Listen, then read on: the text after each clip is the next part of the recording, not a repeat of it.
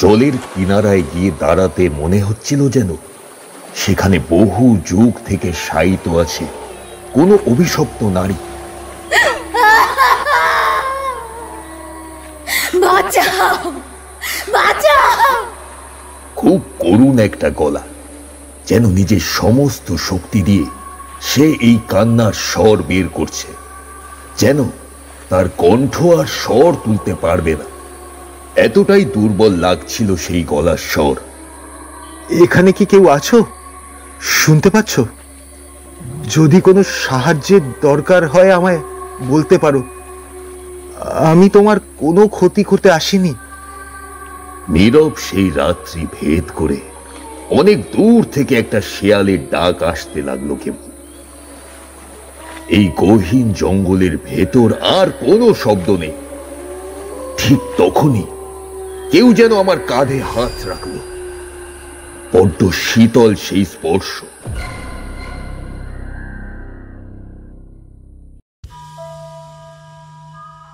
আপনাদের সকলকে মাঝরাতের গল্প চ্যানেলের পক্ষ থেকে জানাই অন্তরের গভীর থেকে ধন্যবাদ। আপনাদের ভালোবাসা আর পাশে থাকার জন্যই আজ আমরা পার করলাম 5000 সাবস্ক্রাইবারের যাত্রা। এই যাত্রা শুধু শুরু। আমরা চাই আপনাদের সঙ্গে নিয়ে পৌঁছাতে আরও দূরে, আরও গভীরে। আজকের এই বিশেষ মুহূর্তে আমরা আপনাদের উপহার দিচ্ছি একটি রহস্যে মোড়া ভৌতিক অতি প্রাকৃত কাহিনী, তারানাথ তান্ত্রিক ও নীল স্রোতে প্রেত তৃষ্ণা।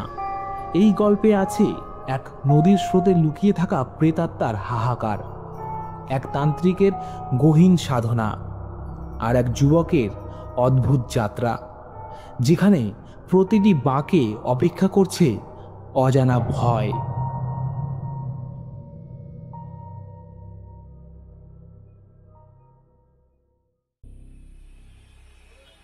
এখন মাঘ মাসের শীত, চারিদিকে কুয়াশার আস্তরণ বেশ গাঢ় হয়ে ঢেকে আছে। সন্ধ্যের আগে আমি চা শেষ করে গিন্নির দিকে তাকিয়ে বললাম, আচ্ছা শোনো না, একটু বেরোচ্ছি বুঝলে, এই শীতে আর বাড়িতে বসে ভালো লাগছে না, একটু চায়ের আড্ডা থেকে বরং ঘুরে আসি। ঠিক সেই মুহূর্তে বাড়ির দরজায় ঠক ঠক শব্দ। গিন্নি গিয়ে দরজা খুলে দেওয়ার পর দেখল কিশোরী এসেছে। অনেকদিন পর আজ কিশোরীর দেখা পেলাম। তার মধ্যে 1 মাস আগে ঠাকুরমশাইয়ের বাড়ি গিয়েছিলাম, তারপর আর তার সাথেও দেখা হয়নি। আরে বিভূতি, কোথাও বেরোচ্ছ নাকি? আমি একগাল হেসে বললাম, আরে তুমি এসেছো, আর কি কোথাও বেরোতে ইচ্ছে করবে নাকি? কতদিন ঠাকুরমশাইয়ের কাছে যাওয়া হয়নি বলো তো। তুমি এলে বরঞ্চ ভালোই হলো, এই সুযোগে চলো ওনারাও খবর নিয়ে আসা যাবে। বাইরে তখন বেশ কুয়াশা পড়েছে। দুজনের গায়েই বেশ ভারী গরম পোশাক। পথে আজ লোকজন কম। এত শীতে কি কেউ বাইরে থাকার মতো সাহস পাবে? নীরব শহরের মাঝে শীতকে ছাপিয়ে কোনো একটা গাছের ডাল থেকে কি একটা পাখির ডাক কানে আসছে। মঠ লেনে পৌঁছে কিশোরী পাশিংশ কেনার জন্য অগ্রসর হতেই আমি সামনের তেলে ভাজার দোকান থেকে সিঙ্গারা আর খাজার কচুরি কিনে নিলাম। তারানাথ তান্ত্রিকের বাড়ির দিকে যত এগোতে লাগলাম ততই যেন শীত আরও বেশি করে উপলব্ধি করতে পারছিলাম। শিরশিরে একটা বাতাস বইতে লাগলো কুয়াশার সাথে। আজ বড় ঠান্ডা পড়েছে ভায়া, বেশি রাত হওয়ার আগেই কিন্তু ফিরে আসতে হবে।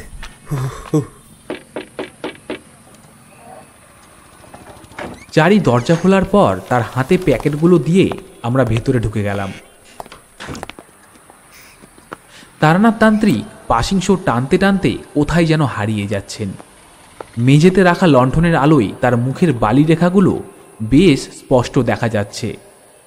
তার সিগারেটের ধোঁয়া গিয়ে মিশছে খোলা জানালার অন্ধকারে। সেই জানালার ওই পারে গুমট বাঁধা অন্ধকার। বাবা, তোমাদের চা। বলেই চারি 3 পেয়ালা চা আর মুড়ি মাখানো নিয়ে হাজির। বাহ, এই শীতের সন্ধ্যায় চারি মায়ের হাতের চা পেলে একেবারে জমে যায়।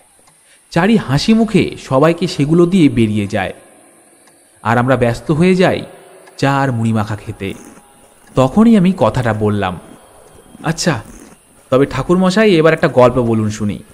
বাইরে যা শীত, তার সঙ্গে আপনার একটা ভয়ঙ্কর গল্প আমাদের এই সময়টা ভালোই উপভোগ্য করতে সাহায্য করবে। হ্যাঁ ঠাকুরমশাই, সেই লোভেই তো আপনার এখানে আসা। তারানাথ তান্ত্রিক খাওয়া শেষ করে একটু বসলেন বেশ গুছিয়ে। তারপর আরেকটা পাশিংশ ধরিয়ে নিলেন। সেই ধোঁয়া কুণ্ডলি পাকিয়ে ঘর ছাড়িয়ে জানালার বাইরে গিয়ে উধাও হয়ে যেতে লাগলো। দূরে কোথায় যেন একটা কুকুর দেখে উঠল। শীতল একটা বাতাস গায়ে এসে লাগলো। চালের ওপর হিম পড়ার মতো টুপটাপ শব্দ হতে লাগলো।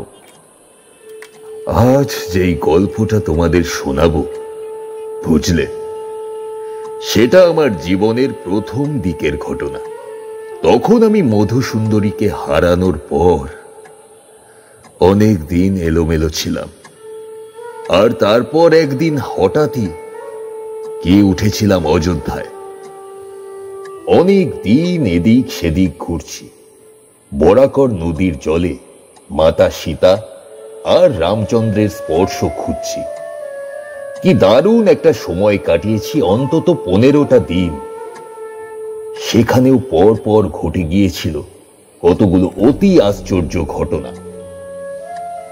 সেটা না হয় তোমাদের আর একদিন বলবো, কারণ সেটা শুরু করলে আর শেষ হবে না। অনেক লম্বা একটা ইতিহাস বলা চলে। তোমাদের আজ একটা অন্য গল্প বলবো, বুঝলে। অযোধ্যা থেকে ফেরার পথে ঘটেছিল এই ঘটনা।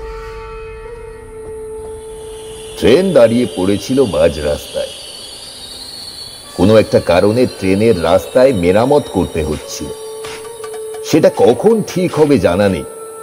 জানলার বাইরে মুখ বের করে দেখি কোনো এক অজানা জায়গায় ট্রেন দাঁড়িয়ে আছে। বাইরে শুক্লা তিথির চাঁদের আলোয় ভাসছিল চারিদিক। একদিকে চলে গিয়েছে গভীর বন, অন্যদিকে কি একটা নাম না জানা নদী বয়ে চলেছে। তার স্রোতের ওপর চাঁদের রূপলি রঙের ছড়াছড়ি।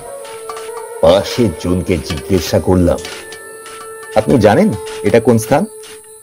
লোকটি মৃদু হেসে বলল, আরে এটা তো বিহার। আরে ওই যে নদী দেখছেন না, ওটা হলো মহানন্দা নদী। আচ্ছা, কখন রাস্তার কাজ ঠিক হবে জানেন কি? শুনলাম তো ঘন্টা 3 কাছেই একটা জরাজীর্ণ স্টেশন। আমি এইমাত্র খবর নিয়ে এলাম। এমন একটা নির্জন এলাকা যে কি বলবো। এইভাবে এতক্ষণ এখানে থাকা যায় বলুন দেখি? আমি আর কথা বাড়ালাম না। 1 পা 2 পা করে বেরিয়ে এলাম। আমার আজীবন একটা বদ অভ্যাস আছে, সেটা তোমরা জানো অবশ্য। আমি উদ্দেশ্যহীন ভাবে ঘুরে বেড়াতে ভালোবাসি। তার উপর অজানা একটা জায়গা হলে তো কথাই নেই। সামনে চলে গিয়েছে সরু একটা মেঠো পথ। আমি সেটাই ধরলাম। কোনো একটা আকর্ষণ যেন আমায় ক্রমশ সেই পথে এগোতে বাধ্য করছে। বাতাসের সাথে মৃদু একটা গুনগুন শব্দ সব সময় হয়ে চলেছে, ওই পথে যাবেন না, যাবেন না ওই পথে। কত দূর গিয়েছিলাম জানি না, হঠাৎ সামনের ঝোপ জঙ্গল থেকে এমনই একটা চিৎকার কানে এলো। তাকিয়ে দেখি এলোমেলো পোশাক পরা একটা পাগল, মাথায় লম্বা নোংরা চুল, সাথে লম্বা দাড়ি। আমি অবাক হয়ে বললাম, কোথায় যাব না? আর তুমি বা কে? সামনে, ওই ওই সামনে। পাগলটা ফ্যাকাশে কণ্ঠে সামনের দিকে আঙুল দেখালো। বন জুড়ে বাতাস বইতে শুরু করলো। তার দাপটে পাগলের গায়ের পোশাক উঠতে লাগলো। পাগল আমার দিকে এগিয়ে আরো ফ্যাকাশে গলায় বলে উঠল, আর যাবেন না, আর যাবেন না, আর সামনে যে যেতে নেই। কেন যাব না? কি হবে গেলে? তবে আর কোনো কথা বলল না পাগলটা। যেদিক থেকে এসেছিল তার উল্টো দিকের বনের দিকে চলে গেল। তার কোনো চিহ্ন আমি পেলাম না আর কোথাও। এই যে যাবেন না, এই কথাটাই যেন আমার বিপদ ডেকে আনলো। বিপদ বলতে আমার আরো বেশি করে জানার আগ্রহ হলো, ঠিক কি কারণে আমায় যেতে মানা করলো। ওখানে এমন কি আছে? প্রকৃতির কিছু, নাকি সব কিছুর বাইরের কিছু আছে যার ভয় ওই পাগলকে গ্রাস করেছে। সরু পথ ধরে অনেকটা এগিয়ে গেলাম আমি। তারপর চোখে পড়ল জোছনা মাখানো ধুধু বালিচর। চারিদিকে কেউ কোথাও নেই। অনেক দূরে যেন বয়ে চলেছে সরু একটা নদী, তারপর গভীর কোনো বন। এখানে তো বেশ সুন্দর একটা প্রকৃতি। এখানে আসার জন্য পাগলটা আমায় বেকার মানা করলো। দেখি আরেকটু এগিয়ে যাই। আরো এগিয়ে গেলাম। সামনেই একটা অদ্ভুত দেখতে বাগান আমার চোখে পড়ল। চাঁদের আলোয় দেখলাম সবুজ ঘাসের ওপর লাল টকটকে কিছু ফুল, এমন লাল যেন তাজা কোনো রক্ত আটকে আছে ফুলের গায়ে। একটু স্পর্শ পেতেই ঝড়ঝরিয়ে পড়বে সেই রক্তের ফোঁটা। আমি আরো দুপা এগিয়ে যেতে লাগলাম। তারপর সেই নদী চোখে পড়ল, যার জলের ওপর চাঁদের উজ্জ্বল আলো পড়েছে।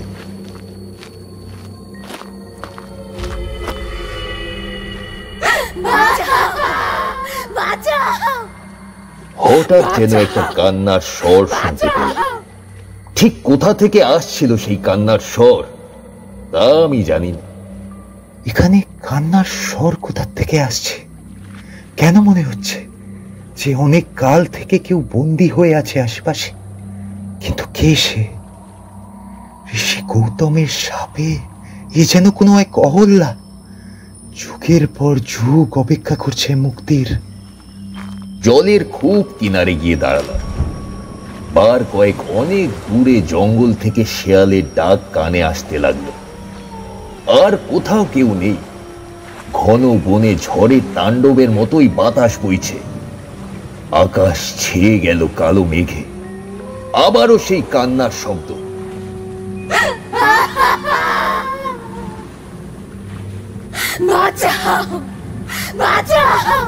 কে কে এখানে? কেউ কি আছো?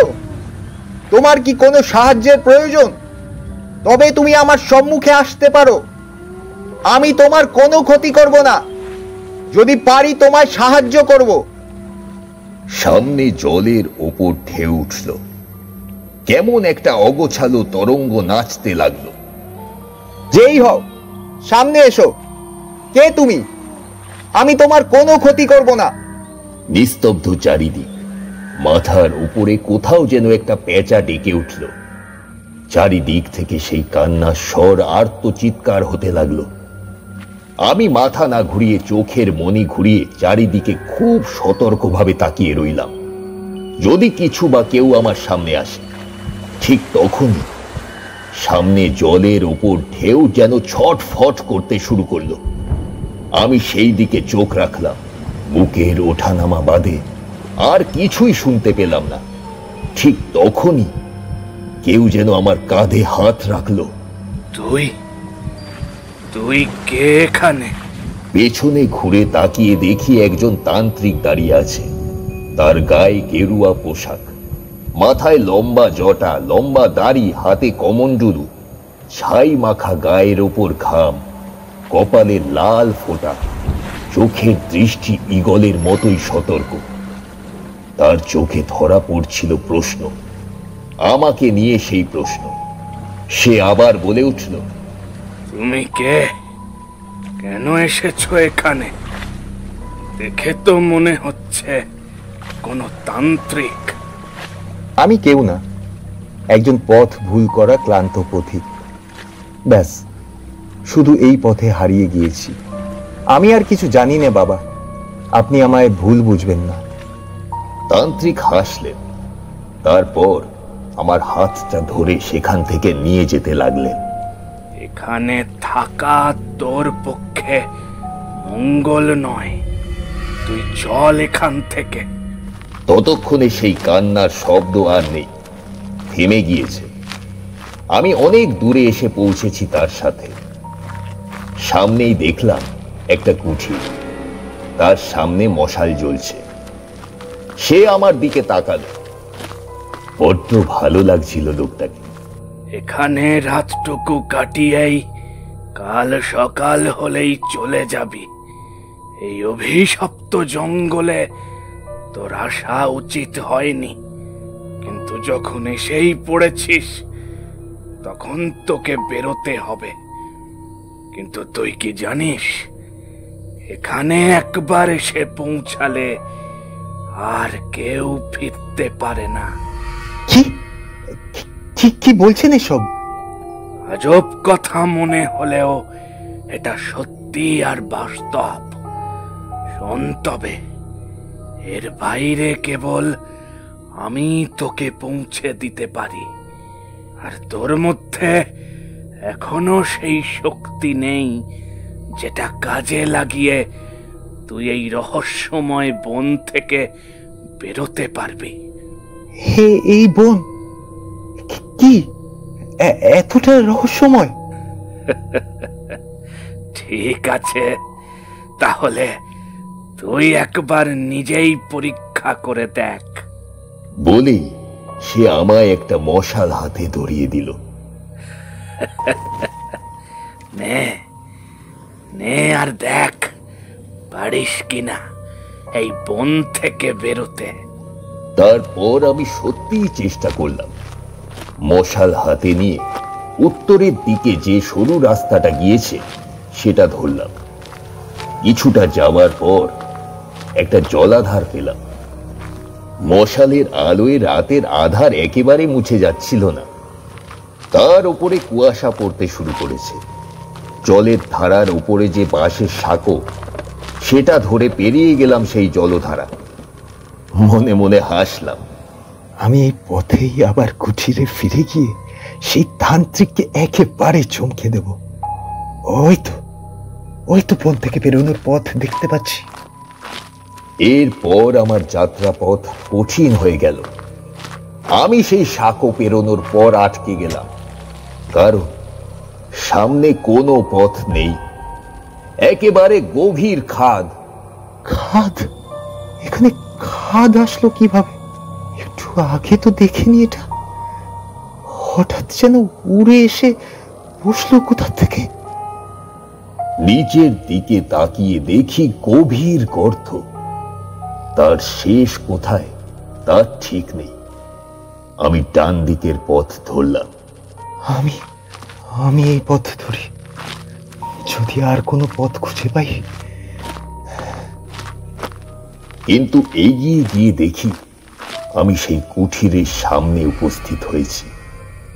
মশাল উঁচিয়ে দেখলাম সামনেই সেই তান্ত্রিক দাঁড়িয়ে আছে। যা, তোকে আমি আরো সুযোগ দিলাম, আরো একবার চেষ্টা করে দেখ। মশালের আলো ভালো করে ধরে আমি তারপর বাঁ দিকের পথ ধরলাম। এবার বাঁ দিকে ঠিক বেরোনোর পথ পাবই। ডান দিক দিয়ে ওই কুঠিরের কাছে পৌঁছে গেলে বাঁ দিকে অন্য পথে নিশ্চয়ই পৌঁছাবো। কিন্তু আমি অবাক হলাম। ডান দিকে কিছুটা এগিয়ে আমি সেই কুঠিরের সামনে গিয়ে পৌঁছালাম। আমি বলেছি না, কিছুতেই সম্ভব নয়। আর চেষ্টা করিস না। এই বনের সমস্ত রহস্য আমারও জানা নেই, তবে এটা জানি, এই বনের প্রত্যেক কোণায় বিপদ আছে। তুই যাস না, কাল প্রাতে আমি তোকে পৌঁছে দেব। দুটো কুঠির, আমি একটাতে শুয়েছিলাম। রাত্রে উনিই তৈরি করলেন চাল, ডাল আর সবজি একসাথে। ঘুমোতে ঘুমোতে অনেক রাত হলো। ওনার সাথে দাওয়ায় বসে কত গল্প হলো। উনি ওই বনে অনেক বছর থেকে আছেন, ওখানেই ওনার সাধনা স্থান। উনি নাকি ওই বনে অনেক ভয়ঙ্কর সব পরিস্থিতির মুখোমুখি হয়েছেন, এমনকি অনেক রকমের ডাইনি, রক্তপিশাচ ইত্যাদির সাথে লড়াই করেছেন ওখানে থাকার জন্য। তবে উনি ওখানে থাকলেও প্রায় দিনই নিজের সাধনার প্রয়োজনে অনেক জায়গায় যাতায়াত করেন। তাকে প্রায় দিনই বেরিয়ে যেতে হয় এদিক সেদিক। খড়ের ওপর ঘুমিয়ে গেলাম। মাথার দিকে একটা লণ্ঠন জ্বলছিল। তার আলো তখন খুব ক্ষীণ। বনের দিক থেকে বিভিন্ন রকমের আওয়াজ আসতে লাগলো। কখনো রাত জাগা পাখির ডাক কানে আসতে লাগলো, কখনো মনে হলো বড় কোনো বন্য জন্তু হেঁটে বেড়াচ্ছে বন জুড়ে, আবার কখনো মনে হচ্ছিল যেন কোনো নারী নূপুর পায়ে হাঁটছে। আর এই সব বাদে কখনো ভেসে আসতে লাগলো খুব মৃদু কোনো কান্নার সুর, আবার কখনো ভেসে আসতে লাগলো খিল খিল করা হাসির শব্দ। তখন রাত কতটা তা আমার মনে নেই, মনে হলো আমার মুখের উপর কেউ যেন ঝুঁকে আছে। আমি অনেক চেষ্টা করেও কিছুতেই চোখ খুলতে পারলাম না, শুধু তার নিঃশ্বাস যে আমার মুখের উপর পড়ছে সেটা বুঝতে পারছিলাম। আবার কখনো মনে হলো সে যেন তার হাতটা আমার কপালে রেখেছে। চমকে উঠলাম মুহূর্তে, তারপর ঘুম থেকে উঠে পড়লাম। চোখে পড়ল আধার ঘেরা ঘরটা, যেন কাছেই কোথাও কেউ আছে। লণ্ঠনের আলোটা বাড়িয়ে দিলাম, কিন্তু তাতে তেল ছিল না, জ্বলছিল না, তফ করে নিভে গেল। তারপর ঘরটাতে ঘন কালো অন্ধকার ছেয়ে গেল। বাইরে কেউ যেন হাঁটছিল, তার পায়ের শব্দ পাচ্ছি। আমি সাহস করে বাইরে বেরিয়ে এলাম। চাঁদের আলো পড়েছে উঠান জুড়ে। ওখানে দেখতে পেলাম তান্ত্রিককে। উনি পায়চারি করছেন। বেরিয়ে আয়। উনি আমায় দেখতে পেয়েছেন। ওনার ডাক শুনে আমি বাইরে বেরিয়ে এলাম। আমি আজ ভোর অব্দি জল সমাধি থাকব, ভোরের পর ফিরে আসব। তারপর আমি তোকে এই বন থেকে বের হতে সাহায্য করব। বলেই উনি আর দেরি করেননি, উনি বেরিয়ে গেলেন। আমি আবার ঘরে ফিরে আসব, ঠিক তখনই মনে হলো কেউ যেন দাঁড়িয়ে আছে আমার ঘরের সামনে। কে আছো ওখানে? কেউ ছিল না, হতে পারে আমার ভ্রম হয়েছিল। তারপর বাকি রাতটা ঘুমাবো বলে ঘরে ঢুকে গিয়েছিলাম। শরীর বড্ড ক্লান্ত, না ঘুমালে নয়, কিন্তু ঘুমের ঘোরে কি বাজে আর অদ্ভুত সব স্বপ্ন দেখতে লাগলাম। আমি দাঁড়িয়ে আছি কোনো একটা নদীর কিনারে, চারিদিকে কেমন আধার, কোথাও কেউ নেই। হঠাৎ যেন কোথা থেকে একটা স্ত্রীলোক এসে দাঁড়ালো নদীর পাড়ে। সে আমার দিকে তাকিয়ে আছে। হঠাৎ নদীর পাড়ের মাটি ভাঙতে শুরু করলো। সেই নারীর পায়ের তলার মাটি ধীরে ধীরে খসে পড়তে লাগলো, কিন্তু সে যেন কিছুতেই বুঝতে পারছে না। এই যে শুনছো, তুমি সরে এসো। কিন্তু সে শোনে না, আমার দিকেই কেমন মূর্তির মতো তাকিয়ে আছে। মাটি আরো জোরে জোরে ভাঙতে শুরু করেছে। আমি ছুটে গেলাম তার সামনে, তার হাত ধরে টেনে আনতে যাব, অগ্নি মাটি ভেঙে তাকে ফেলে দিল গভীর জলে। দুই হাত উপরের দিকে করে সে চিৎকার করছিল,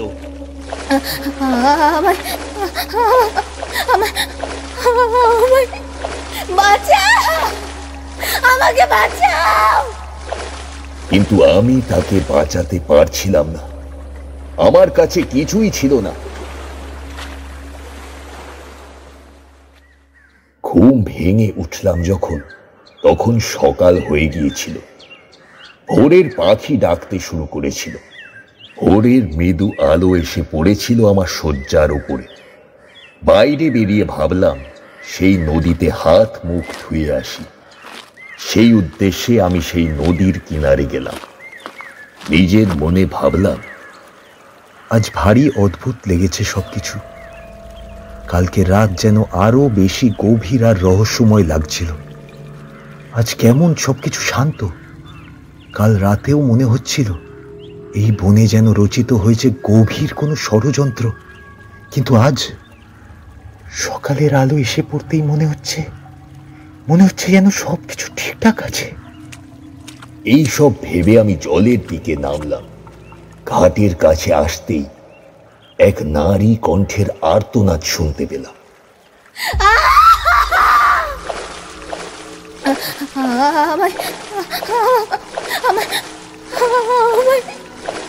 ব্যাস, আর কোনো কথা নেই।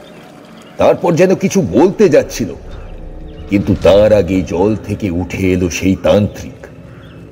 আমি আসলে জল সমাধি গিয়েছিলাম, কিন্তু তুই যে এখানে। আগে হাত মুখ ধুতে এসেছি। তোকে না আমি বলেছিলাম এই বনে যেদিকেই পা ফেলিস না কেন আমাকে বলে ফেলবি। আমি দুঃখিত, কিন্তু এটা তো একটা সাধারণ নদী, তাই আর কি। এই বনকে নিশ্চয়ই আমার চাইতে বেশি তুই চিনিস না। ওরে মূর্খ, এই নদীর জলে অপেক্ষায় আছে এক রাক্ষসী। আমার মতো সবার শক্তি নেই যে ওকে বশ করবে, আর একটু হলেই যে তোর প্রাণ যেত তার হাতে। আমি আর কোনো কথা বাড়ালাম না। উনি একটা পুকুর দেখিয়ে দিলেন। আমি তাতে গিয়ে হাত মুখ ধুয়ে এসে বসলাম দাওয়ায়। সকালে বনকে আরো সুন্দর লাগছিল। তান্ত্রিক বন থেকে ফল এনেছিল, তাই দিয়েই সকালের খাওয়া হয়ে গেল। তারপর উনি আমায় বললেন, চল এবার, আর কখনো এই পথে আসিস না। আমি তার পিছু নিলাম। সেদিন সেই সাঁকো পেরোনোর পর কিন্তু রাস্তা পেলাম। সেদিন আর কোনো রকম খাদ পাইনি। কি অদ্ভুত ঘটনা!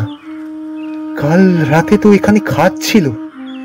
এই বনের সর্বত্র অদৃশ্য এক ডাইনির মায়া ছড়িয়ে আছে। কাল আমি কিন্তু তোর সাথে ছিলাম, নইলে তোর বিপদ হতো। যদি আজ্ঞা দেন তাহলে একটা কথা বলতে পারি কি? হ্যাঁ বল, সংকোচ কিসের? সেদিন সেই নদীর কাছে যেতেই আমার মনে হচ্ছিল অনেক দিন থেকেই কেউ আটকে আছে ওই নদীর জলে। আমার কথাটা শোনার পর তান্ত্রিক একটু দাঁড়িয়ে গেলেন। তারপর কিছু একটা ভাবলেন। এরপর জোরে একটা নিঃশ্বাস ছেড়ে বললেন, সে তুই ঠিকই শুনেছিস, কিন্তু জানিস কি, এর মধ্যেও আছে গভীর একটা ভয়ঙ্কর ঘটনা। আমি একবার বেনারস গিয়েছিলাম। তার কাছেই একদিন একটা গ্রামে দরকারে যাবার পর দেখেছিলাম সেই গ্রামের লোকেরা ঠিক কতটা কষ্টে দিন কাটাচ্ছিল। কষ্ট? কি কষ্ট ছিল? সেই গ্রামে এক ডাইনির উৎপাত ছিল। সে তার ধারালো নখ দিয়ে বুক কেটে রক্ত খেয়েছে কত মানুষের। সেই ভয়ে গ্রামের লোক সন্ধে হতেই ঢুকে যেত ঘরে, কিন্তু তবুও মৃত্যু কিছুতেই আটকাতে পারছিল না। একটার পর একটা লোক ঠিক কোনো না কোনো দরকারি কাজে বেরিয়ে পড়ছিল, আর এভাবেই তাদের রাতের অন্ধকারে শেষ করেছে সেই ডাইনি। মানুষের জীবন যাপন বড্ড খারাপ ছিল। কেউ ঠিক মতো খেতে ঘুমোতে পারছিল না। আমার খুব ইচ্ছে হলো লোকগুলোকে ঠিক একটা জীবন দিতে, কিন্তু তখন আমি খুব সাধারণ একজন তান্ত্রিক ছিলাম। আমার মাঝে বড় কোনো শক্তি ছিল না, কাজেই আমার কারোর সাহায্য লাগতো। আমার গুরুদেব হিরণ্যশেখরের পায়ের কাছে পড়েছিলাম। গুরুদেব, গুরুদেব, আপনি আমায় কোনো পথ দেখান। আমি ওই গ্রামের লোকদের জীবন বাঁচাতে চাই। দয়া করে আমায় উপায় বলুন। যেমন করেই হোক গ্রামটা রক্ষা করতে হবে আমাকে। উনি আমায় তখন উচ্চমানের সাধক হবার পথ দেখালেন। উনি আমায় শিক্ষা দিলেন। খুব নিখুঁত ভাবে উনি আমায় নিয়ে গেলেন সুন্দর একটা জীবনে। আমি ঈশ্বরকে উপলব্ধি করতে পারছিলাম। আমার গুরুদেব আমায় সস্নেহে মার্গদর্শন করালেন। তারপর আমি সেই গ্রামে যাই। আমার কাছে ওই গ্রামকে বাঁচানোর জন্য একমাত্র উপায় ছিল ওই ডাইনিকে বন্দি করে কোনো পুকুর কিংবা নদীতে আটকে রাখা।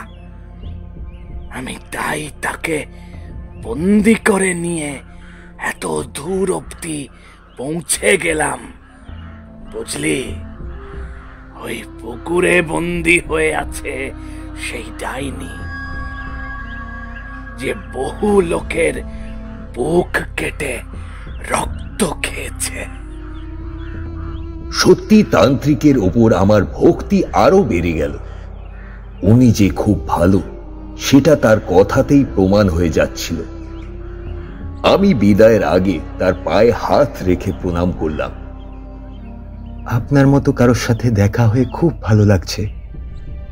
আশীর্বাদ করবেন যেন আমিও আপনার মতো মানুষের কাজে আসতে পারি, যেন মানুষের দুঃখ কষ্টে কাজে লাগতে পারি। আমি তোকে তাই আশীর্বাদ করলাম। যা, তোর জীবন সুন্দর হোক এই আশীর্বাদ করছি, আর তোর শিক্ষা সম্পূর্ণ হোক। আমি ওনাকে বিদায় জানিয়ে বনের বাইরের পথ ধরলাম। উনি সেখানে দাঁড়িয়ে থেকেই জোর গলায় বললেন, এই স্টেশন থেকে এসেছিস ওখানেই পরের ট্রেনের খোঁজ পাবি। তারপর সাবধানে ফিরে যাস, কোনো পিছু টান থাকলেও ফিরে আসিস না।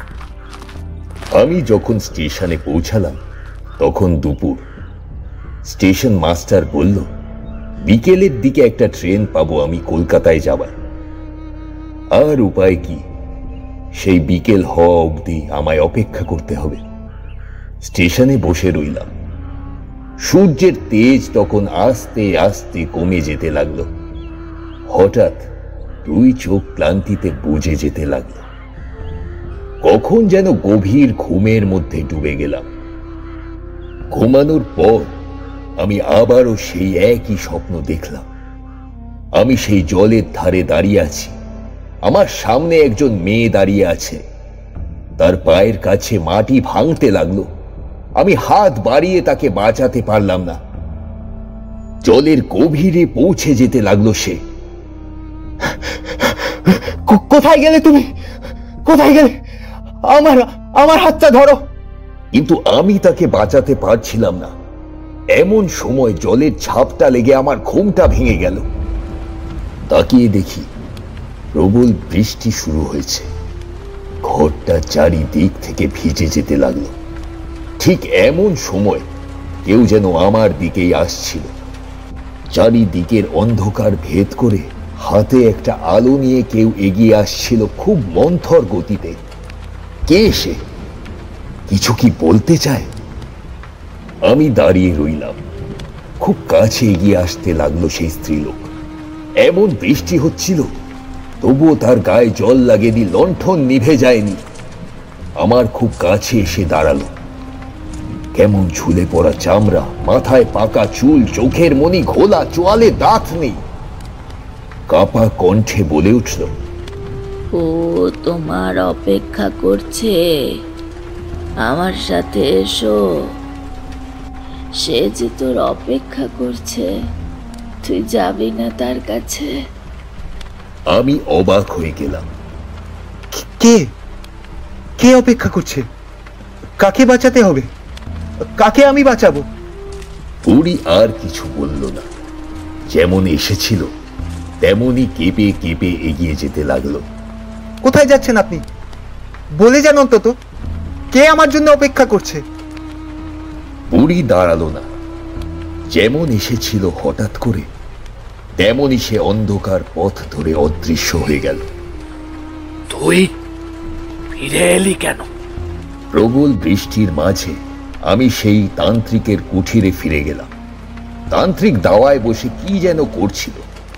আমায় দেখেই অবাক হয়ে বলল কথাটা। আমি তার পায়ে হাত রেখে প্রণাম করলাম। আমি আপনার কাছে থাকতে চাই গুরুদেব, আমায় রেখে দিন। আপনার যা কাজ করার আমি করব, শুধু আমায় আপনি নতুন করে চলতে শেখান। আমি আপনার থেকে তন্ত্রবিদ্যার শিক্ষা নিতে চাই। তার জন্য আমায় যা বলবেন আমি তাই করব। ঠিক যতদিন অপেক্ষা করতে বলবেন আমি করব। আমি তোর অপেক্ষা করছিলাম। আমি জানি তোকে আসতেই হবে, কারণ আমি তোর মধ্যে জ্ঞান লাভ করার খিদে দেখেছি। আয় তারানাথ, আমি তোর গুরু হবার জন্য অপেক্ষা করছি।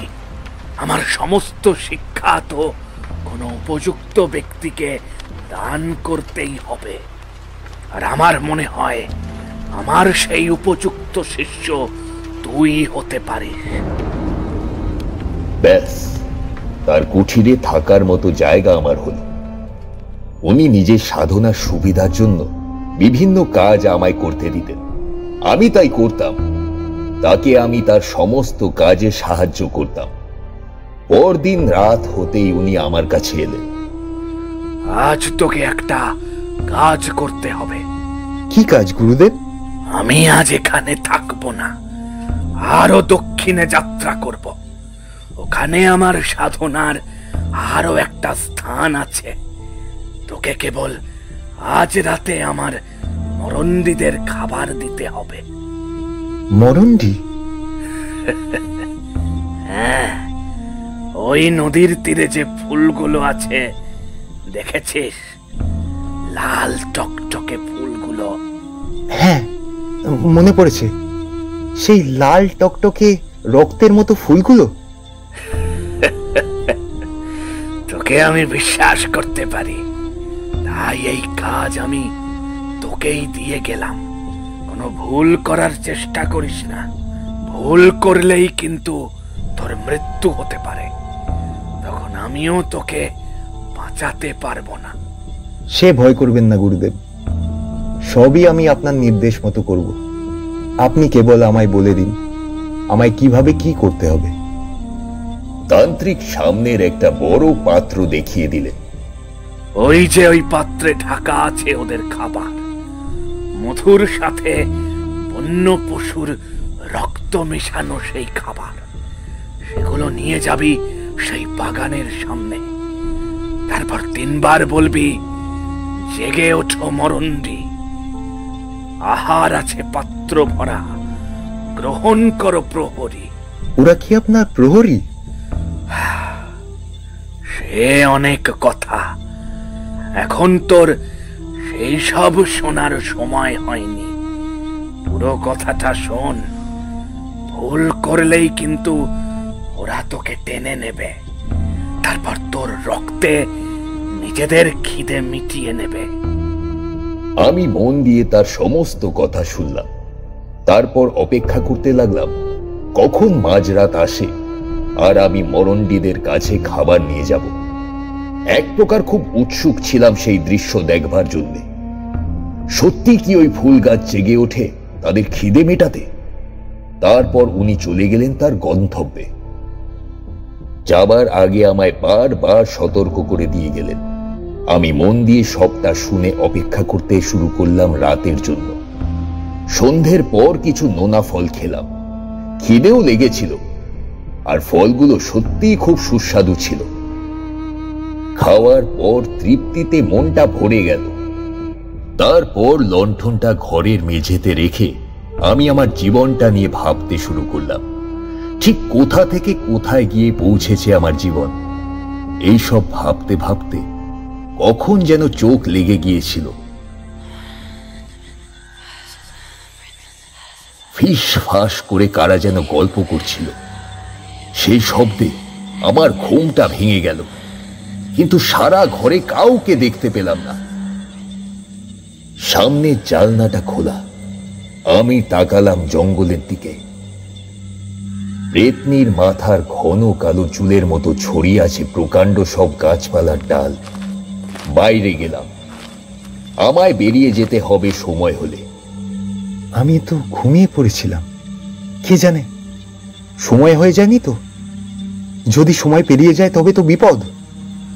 বাইরে গিয়ে আকাশে চাঁদের অবস্থান দেখলাম। না, সময় পেরিয়ে যায়নি। মাঝরাত হতে তখনও কিছুক্ষণ বাকি। আমি তাড়াতাড়ি গুরুদেবের কুঠিরে ঢুকে গেলাম। মাটির পাত্র পদ্ম পাতায় ঢাকা, এক হাতে আমার মশাল। সেই আলোয় পাত্রের ভেতর একবার দেখলাম লাল টকটকে গাঢ় একটা খাবার। দেখেই কেমন শরীর শিউরে ওঠে, যেন টকবক করছে তাজা রক্ত। সত্যি এই পথ মসৃণ নয়, বড্ড কষ্ট করে মানুষ সাধনা করে, আর একে ধরে রাখার জন্য অনেক কঠিন পথ অবলম্বন করতে হয়। এই গুরুদেবের কাছে যে করেই হোক আমায় শিক্ষা নিতেই হবে। এক হাতে পাত্র ধরে অন্য হাতে মশাল নিলাম। তারপর বনের পথে এগিয়ে যেতে লাগলাম। বারে বারে দাঁড়িয়ে যাচ্ছিলাম, ভাবছিলাম কেউ কি আমার পেছনে আছো? সত্যি বলতে আমার সেটাই মনে হচ্ছিল। কেন যেন মনে হচ্ছিল ওই নিকষ স্তব্ধ আধারে আমি বাদে আরো কেউ যেন হাঁটছে। আমি হাঁটলেই সে হাঁটছে, আমি তার পায়ের শব্দ পাচ্ছি। আবার দাঁড়িয়ে গেলে সেও দাঁড়িয়ে যাচ্ছে। পেছনে তাকালাম বারবার, গাছের ফাঁকেও কাউকে দেখতে পাইনি। কেবল আধার বনের মাঝে একটা দুটো পেঁচা ডাকছিল কেমন কর্কশ সুরে। এগিয়ে যেতে লাগলাম, হাতে সময় খুব কম। হঠাৎ করেই দেখলাম সামনে সেই বৃদ্ধা ব্যক্তি। সে হাতে লণ্ঠন নিয়ে এগিয়ে চলেছে কেমন মন্থর গতিতে। আমি দাঁড়িয়ে যেতেই সে পেছনে ফিরে তাকালো। জঙ্গলের নীরবতার মাঝে তার খুব হালকা গলার আওয়াজ কানে এলো। ও তোমার অপেক্ষা করছে, আমার সাথে এসো। তান্ত্রিকের কথাটা মনে পড়ল। আমার কাছে না শুনে এই বনে কোনো কাজ তুই করিস না, তবে কিন্তু তোর মৃত্যু অবধি হতে পারে। এই বনের সমস্ত রহস্য আমারও জানা নেই। এই বনে অনেক কিছুই আছে যাদের মায়াবী শক্তি তোকে কোথায় নিয়ে যাবে তুই বুঝতেই পারবি না। আমি মুচকি হেসে বললাম, তুমি যেই হও আমার সামনে থেকে সরে যাও। আমার আপাতত সময় নেই তোমার সাথে যাওয়ার, পরে কখন এসো। সে যে তোর অপেক্ষা করছে, তুই যাবি না তার কাছে? আরে না না, আমার সময় নেই বললাম যে। দয়া করে আমায় যেতে দাও। আটকাতে এলে আমারও কিন্তু কিছু করতে হবে, তার আগেই বলে দিচ্ছি। লণ্ঠনের আলোয় দেখলাম তার সাপের মতো দুটো চোখ। আমি তাকে উপেক্ষা করে এগিয়ে যেতে লাগলাম। ঠিক তখনই পেছন থেকে একটা কথা ভেসে এলো, যেটা আমায় থামিয়ে দিল। আমি আর এগোতে পারলাম না। সত্য মিথ্যা যাচাই করে এগিয়ে যাস। মনের ভেতরে প্রশ্ন থাকলে সেটার উত্তর খুঁজে বের করিস। কাউকে বিশ্বাস করা ভালো, কিন্তু অন্ধবিশ্বাস নয়। আমি তাকে অগ্রাহ্য করে এগিয়ে গেলাম। পৌঁছে গেলাম সেই নদীর তীরে। একদিকে ফুটে আছে মরণ্ডি ফুল, তবে ফুলের পাপড়ি বুজে আছে। চারিদিক কেমন স্তব্ধ, কেউ যেন ঘুম পাড়িয়ে গিয়েছে পুরো প্রকৃতিকে। জলের দিকে তাকালাম, জোছনার আলো পড়েছে জলে। কেমন যেন ঢেউয়ের সৃষ্টি হয়েছে নদী জুড়ে। আমি রক্তের পাত্র নিয়ে দাঁড়িয়ে আছি। এমন সময় মনে হলো জলের দিক থেকে সেই চিৎকার ভেসে আসছে, ঠিক যেই চিৎকার আমি স্বপ্নে শুনেছি। বাঁচাও, আমাকে বাঁচাও। এই চিৎকার কে করছে? তবে কি কেউ আছে এখানে?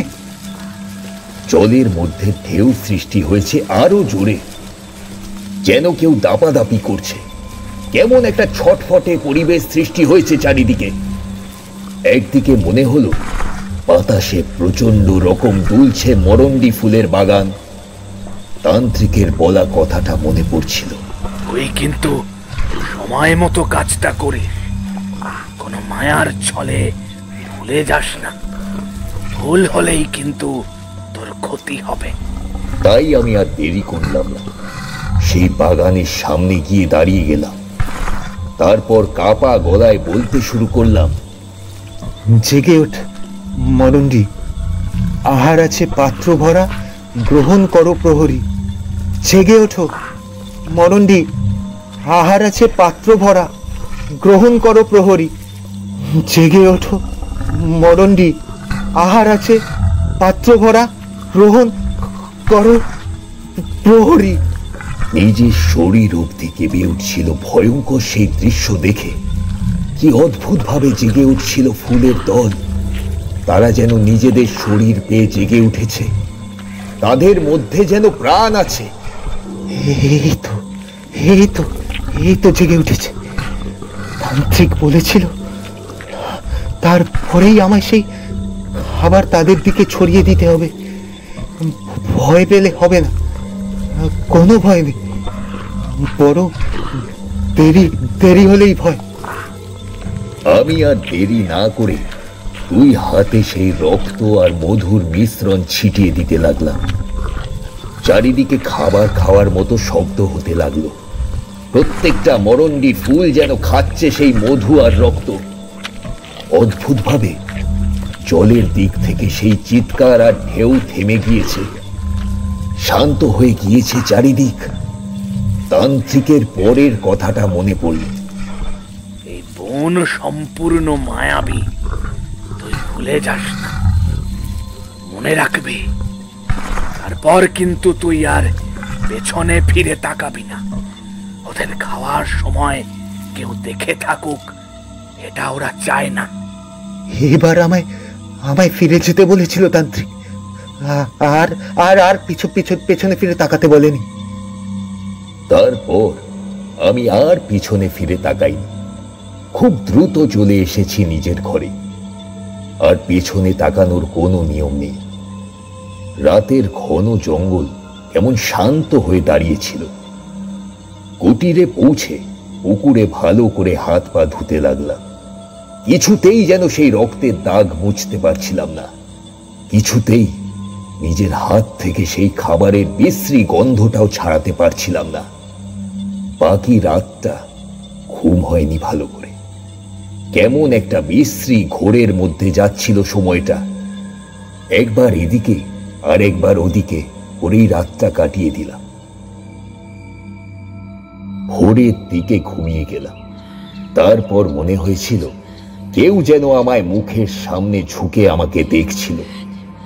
সকালের দিকে দরজার কাছে কেউ ঘুরঘুর করছিল বলে মনে হলো। আমি উঠে বসলাম। কে? গুরুদেব, আপনি ফিরেছেন? হ্যাঁ, নিদ্রা সম্পন্ন হলে বাইরে আসিস। আমি আসছি গুরুদেব। হাত মুখ ধুয়ে ফিরে এসে দেখি উনি রান্না শেষ করেছেন। আমি উঠতে বেশ বেলা করেছিলাম। আমি দাওয়ায় বসতেই উনি হালকা হেসে বললেন, আমি খুব খুশি তুই কাজটা ভালোভাবে সম্পন্ন করেছিস। নে, গ্রহণ কর। আজ তোকে আমি আমার সাথে নিয়ে যাব। আজ কিন্তু সারা রাত চলে যাবে। আমার সাথে সাধনার সঙ্গী হবি তুই। সত্যিই ভালো লাগলো। তার কাজ ভালোভাবে করার জন্য আমি যেন বেশি করে তার বিশ্বাসযোগ্য হয়েছি। অন্তত এভাবেই আমি শিক্ষা গ্রহণ করতে পারবো। অনেক রাত হতেই ওনার সাথে আমি বেরিয়ে পড়লাম। তার আগে উনি মরণডিকে খাবার দিতে ভোলেননি। খাবার দেওয়ার পর বললেন, চল, উত্তরের দিকে আমার সাধনার এক সুন্দর স্থান আছে। আমি তোকে সেখানেই নিয়ে যাব। যেতে যেতেই শুনেছিলাম তার নাম শঙ্কর তান্ত্রিক। উনি এর আগে ছিলেন মণিপুরের দিকে। ওখান থেকে কয়েক বছর আগে অযোধ্যায় গমনকালে এই সুন্দর বনে এত সুন্দর একটা স্থান খুঁজে পাওয়ার পর আর কোথাও যাননি। তারপর থেকে এখানেই আছে। চারিদিকে বনের পাখিদের ডাক শোনা যাচ্ছিল। কখনো মনে হচ্ছিল আমাদের সাথে কেউ যেন হাঁটছে, অথচ চারিদিকে কেউ নেই। অনেক দূর যাবার পর উনি তার হাতের মশাল সামনের দিকে ধরলেন। এই গুহা আমার সাধনার এক অন্যতম স্থান। চারিদিকে কেমন সব শব্দ হতে লাগলো। মনে হচ্ছিল অনেকগুলো প্রেতাত্মা জেগে আছে ওখানে। কেমন একটা চিৎকার ভেসে আসছিল চারপাশ থেকে। তবে সেটা এত কম আওয়াজ যে বোঝাই যাচ্ছিল না কোন দিক থেকে আসছে। চল, কোনো দিকে কিছু দেখে ভাববি না। বলেছি না, বন খুব রহস্যময়। আমি আর দেরি না করে তার সাথে গুহার ভেতরের দিকে প্রবেশ করলাম। তারপর ভেতরে কিছু একটা দেখে চমকে উঠলাম। কতগুলো মানুষের কঙ্কাল পড়ে আছে চারিদিকে। মশালের আলোয় দেখছিলাম গুহার সরু মুখের দুদিকে কোথাও মানুষের হাড়, আবার কোথাও মানুষের মাথা পড়ে আছে। কেমন একটা শব্দ এখানেই সৃষ্টি হচ্ছিল। তারানাথ, আমার পেছনে দাঁড়াস না। দেরি হলেই কিন্তু বিপদ হতে পারে। আমি তাড়াতাড়ি তার সাথে পা চালাতে লাগলাম। গুহার অনেক ভেতর দিকে ঢুকছিলাম আমরা। কখনো মনে হতে লাগলো নিচে পড়ে থাকা হাড় বুঝে আমার পা জড়িয়ে ধরেছে, আবার কখনো মনে হলো আমার কাঁধে কেউ হাত রেখেছে, আর সেই হাত কোনো সাধারণ মানুষের নয়। কখনো মনে হতে লাগলো আমার পেছনে কেউ দাঁড়িয়ে আছে। তার গায়ে সাদা কাপড়টা অন্ধকারে বড্ড স্পষ্ট লাগছে। কেউ যেন বাঁকা হাসি হেসে চলেছে আর বলছে, এসো, আমাদের কাছে এসো, আমাদের রাজ্যে তোমাকে স্বাগত।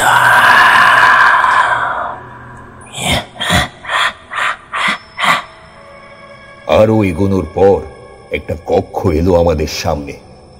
গোল একটা জায়গা, তার দেয়াল বুঝি চারিদিকে লাল রঙের। এক এক জায়গায় এক এক সরঞ্জাম ঝুলছিল। চারিদিকে কেমন গুমোট আধার। তান্ত্রিক ঢুকেই চারদিকের চারটে মশাল ধরিয়ে নিল। তারপর কি সব খুঁজতে ব্যস্ত হলো। আমি তাকিয়ে দেখছি চারদিকটা। অনেক গভীরে এসেছি। মনে হচ্ছে পৃথিবী থেকে অনেক দূরে কোথাও চলে এসেছি। এখানে বাইরের জগতের কোনো শব্দ নেই। যেন আমরা দুজনে কোনো অদৃশ্য মায়া বলে পৌঁছে গেছি এমন এক রাজ্যে যেখানে পৃথিবীর কিছুরই কোনো অধিকার নেই। তান্ত্রিক সামনের লাল পর্দাটা সরিয়ে দিলেন। বেরিয়ে এলো অদ্ভুত এক কালো পাথরের মূর্তি। তার উচ্চতা ৩-৪ হাতের মতো হবে। কিছু বোঝা না গেলেও মূর্তির ওপর দুটো লম্বা সাদা চোখ কেবল স্পষ্ট দেখা গেল। সেই চোখ যেন জীবন্ত আর বাস্তব। যেন সেই চোখেই স্পষ্ট দেখা যাচ্ছিল এক অদ্ভুত হাসি। গা জুড়ে আছে গাঢ় নীল কালো রঙের মালা। উনি নিজে প্রণাম করে আমাকে প্রণাম করতে বললেন সেই মূর্তিটিকে। এই হলো আমার দেবী কালকামিনীর, তুমি ওকে প্রণাম করো। আমি প্রণাম করলাম। তারপর উনি একটা ঝুলি বের করে আনলেন। ওই ঝুলি থেকে একটা পশুর চামড়া বিছিয়ে দিলেন সামনে। আমি তাতে বসলাম। উনি সামনের অন্য একটি আসনে বসলেন। তারপর দেবীর সামনে বিভিন্ন সরঞ্জাম সাজিয়ে দিতে লাগলেন। তার মধ্যে কিছুই আমার চেনা নয়, তবে একটা পাত্রে লাল রক্ত দেখিয়ে শঙ্করতান্ত্রিক নিজেই বললেন, এটা শ্রীগালের রক্ত। আমার দেবী কালকামিনীর বড্ড প্রিয় ভোগ এটা। শ্রীগাল? হ্যাঁ, সাধনার জন্য অনেক কিছুই করতে হয়। এই দেবীর আশীর্বাদে তোর শিক্ষা গ্রহণ হবে, আর একদিন তোকেও এই সব সাধনা করতে হবে। জানিস তো, সাধনার জন্য কত রকম ভয়কে জয় করতে হয়, আর কত রকমের অসাধ্য সাধন করতে হয়। আমি তার দিকে শুধু ফ্যাল ফ্যাল করে তাকিয়ে রইলাম। উনি একটা পাত্রে কিছু কালো রঙের ফুল নিলেন। তারপর সেই কালো পাথরের কালকামিনীর মূর্তিতে নিবেদন করতে লাগলেন। এরপর উনি অনেকক্ষণ ধরে কি সব মন্ত্র পড়তে লাগলেন, তার একটাও আমি বুঝতে পারছিলাম না। শুধু তাকিয়ে দেখছিলাম সেই মূর্তির দিকে। মূর্তিটা কেমন যেন জীবন্ত হয়ে উঠছে। তারপর কেঁপে উঠল একবার চারিদিক। আমি শক্ত হয়ে বসে রইলাম। ঠিক তখনই খেয়াল করলাম রক্তের সেই পাত্র খালি। মনে মনে ভাবলাম, অর্থাৎ এই মূর্তিও জীবন্ত হয়ে ওঠে মারণ্ডির মতোই। এই মূর্তিও তবে তার ভোগ গ্রহণ করতে সামনে আসে। এখানকার চারিদিকের সব কিছুই বড্ড জীবন্ত। এই তান্ত্রিক সত্যিই উচ্চ মানের একজন তান্ত্রিক, আর ঠিক সেই কারণেই জাগিয়ে তুলেছে কত কিছু। তারানাথ, ভয় পাস না। উনি কথাটা বলতেই আমি তার দিকে তাকালাম। চারিদিক ততক্ষণে খুব শান্ত। উনি ঝুলি থেকে একটা কালো মালা বের করে আমার দিকে এগিয়ে দিলেন। এটা দিয়ে কি হবে গুরুদেব? তুই রোজ আজ থেকে এখানে আসবি, আর তোকে আজ থেকে এই গুহার সমান ভাগীদার করলাম আমার সাথে উপাসনা করার জন্য। তাই এই মালা তোর জন্য। তুইও এই মালা পরে দেবী কাল কামিনীর ভক্ত হয়ে যাবি। তুইও হয়ে যাবি তার সাধক। আমি প্রণাম করলাম মালাটা পরে। গাঢ় নীল কালো বনফুলের মালা। তবে মালাটা গলায় নেবার পর নাকে আসছিল বিশ্রী একটা গন্ধ, যেন অনেক দিন থাকা কোনো মৃতদেহ পচে গলে গিয়েছে, আর তার শরীর থেকে বিশ্রী গন্ধ বেরোচ্ছে। কেন এমন লাগছে আমার? এই ফুলের গন্ধ কি এমনই, নাকি আশেপাশের স্থান থেকে গন্ধটা আসছে? এবার আমার সাথে তোকে পুজোয় ব্যস্ত থাকতে হবে। তার সাথে বাকি সময়টা পুজোতে কাটিয়ে দিলাম। অনেক রকম নিয়ম ছিল, আর সবটাই ছিল অদ্ভুত রকমের। পুজো সেরে ফিরতে সকাল হয়ে গিয়েছিল। গুহা থেকে বেরিয়েই বলেছিলাম, এইসব কঙ্কাল কাদের? কার আবার? যারা চক্রান্ত করে এই গুহায় ঢুকতে চায় সাধনা করার জন্য, যারা এই গুহায় প্রবেশ করার চেষ্টা করে দেবী কাল কামিনীর মূর্তি চুরি করে নিয়ে যাবার জন্য। কি? কেন? এই দেবীর মূর্তি আর কোথাও নেই। এই দেবীর সাহায্যে অনেক কঠিন সাধনা সম্ভব। কাজেই অনেক রকমের বিপদ আসতেই পারে এই মূর্তি নিয়ে, কিন্তু দেবী তাকে ভোগ হিসেবে গ্রহণ করে। অর্থাৎ আমার অনুমতি বাদে তুইও যদি গুহায় প্রবেশ করিস, তবে তুইও হয়ে যাবি দেবীর ভোগ। আর এইসব জঞ্জাল আমি এই কারণেই পরিষ্কার করি না, যাতে যে কোনো মূর্খ ব্যক্তি আসার পরেই বুঝতে পারে তার মতো ভুল ঠিক কতজন করেছে। একটা অন্য রকম আনন্দ কাজ করছিল। বারবার মনে হচ্ছিল আমি ঠিক কাউকে একটা পেয়ে গেলাম, যে আমায় সাহায্য করবে সাধনা শেষ করার জন্য। বনের ধারে ঘুরছি। রাত তখন শেষের দিকে। পূব দিকের আকাশ কেমন ফর্সা হয়ে আসছে। তুই একটা পাখি ডাকছিল, বম ভোলে, বম ভোলে। শব্দটা শুনেই ঘুরে তাকিয়ে দেখি পাশের সেই সাঁকো ধরে এগিয়ে আসছেন একজন অদ্ভুত লোক। তার পরনে সাদা বসন, মাথার চুলে জটা, মুখে দাড়ি গোঁফ নেই, চোখের দৃষ্টি বেশ উজ্জ্বল, খুব বেশি লম্বা দেখতে, হাতে একটা কমণ্ডলু। এই বনে তো সবাই প্রবেশ করতে পারে না, আপনি তবে কে?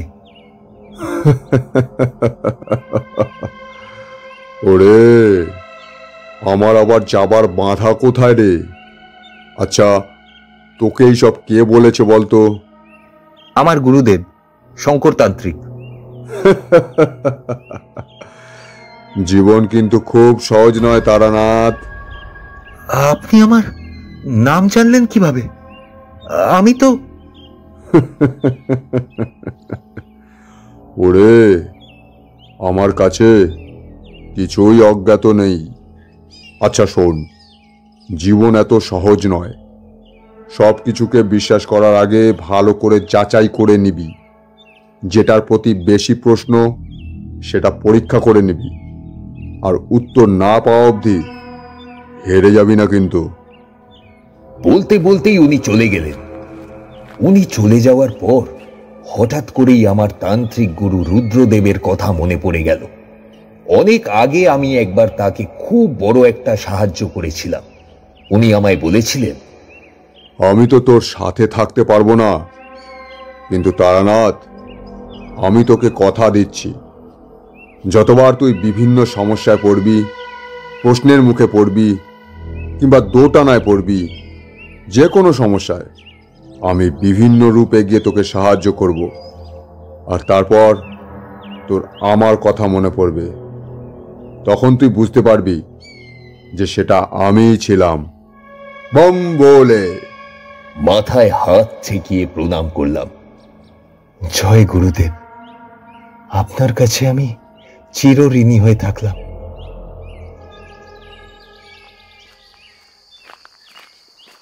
গুরুদেব, আমি আজকে ওই মরণদীদের খাবার দিতে যাই? উনি বেশ খুশি হলেন। সন্ধ্যের পর উনি মরণ্ডীদের খাবার তৈরি করছিলেন। আমার কথাটা শুনে হাসলেন। তুই তো বেশ কাজের হয়ে যাচ্ছিস। আপনি আমায় সুযোগ দিয়েছেন, আর আমি আপনাকে এতটুকু সাহায্য করব না, সেটা হয়? দিন, আমি আজকে ওই কাজটা করি। আমার কিন্তু বেশ ভালোই লাগছে। কত সুন্দর সব অভিজ্ঞতা। রাত বাড়তেই শেয়ালের ডাক বেড়ে চলল। সেদিনও আমাদের সাধনা ছিল কাল কামিনীর গুহায়, কিন্তু তখনও অনেকটা দেরি। তার আগে মারণ্ডীদের খাবার দিতে যাব আমি। চারিদিক কেমন আধারে ঢেকে গিয়েছিল। বাতাস বইতে শুরু করেছিল হালকাভাবে। বুনো ফুলের গন্ধে ভরে উঠেছিল সর্বত্র। আমার হাতে আজকেও সেই পাত্র, আর আজকেও দেখা হলো সেই বুড়ির সাথে। তোমার ইচ্ছা করে না জানতে? কি জানতে ইচ্ছা করবে? এই বন তো রহস্যময়। আপনার এখানে অসুবিধা হয় না? বুড়ি হাসল, তারপর যেদিক থেকে এসেছিল সেই দিকেই চলে গেল। তবে যাবার সময় কেমন একটা গান গাইল। ওকে ডাকতে হলে এই নদীর জল স্পর্শ করে বলতে হবে, জেগে ওঠো মধুলতা, জেগে ওঠো, প্রহরী মরণ্ডী আজ নেই দেখো। অদ্ভুত গান। আমি সেই গান বুঝলাম না। তারপর এগিয়ে যেতে লাগলাম। আবারও সেই জলের দিক থেকে আর তো চিৎকার ভেসে আসছিল, সেই মায়াবী কণ্ঠের চিৎকার। আমি মারণ্ডী বাগানের সামনে গিয়ে দাঁড়ালাম, জলের দিকে তাকালাম।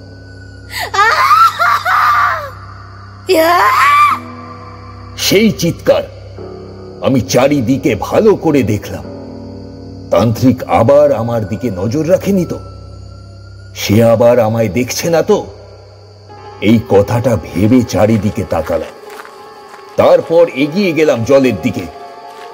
মারণ্ডী বন থেকে কিছু গাছেরা কেমন দুলছে।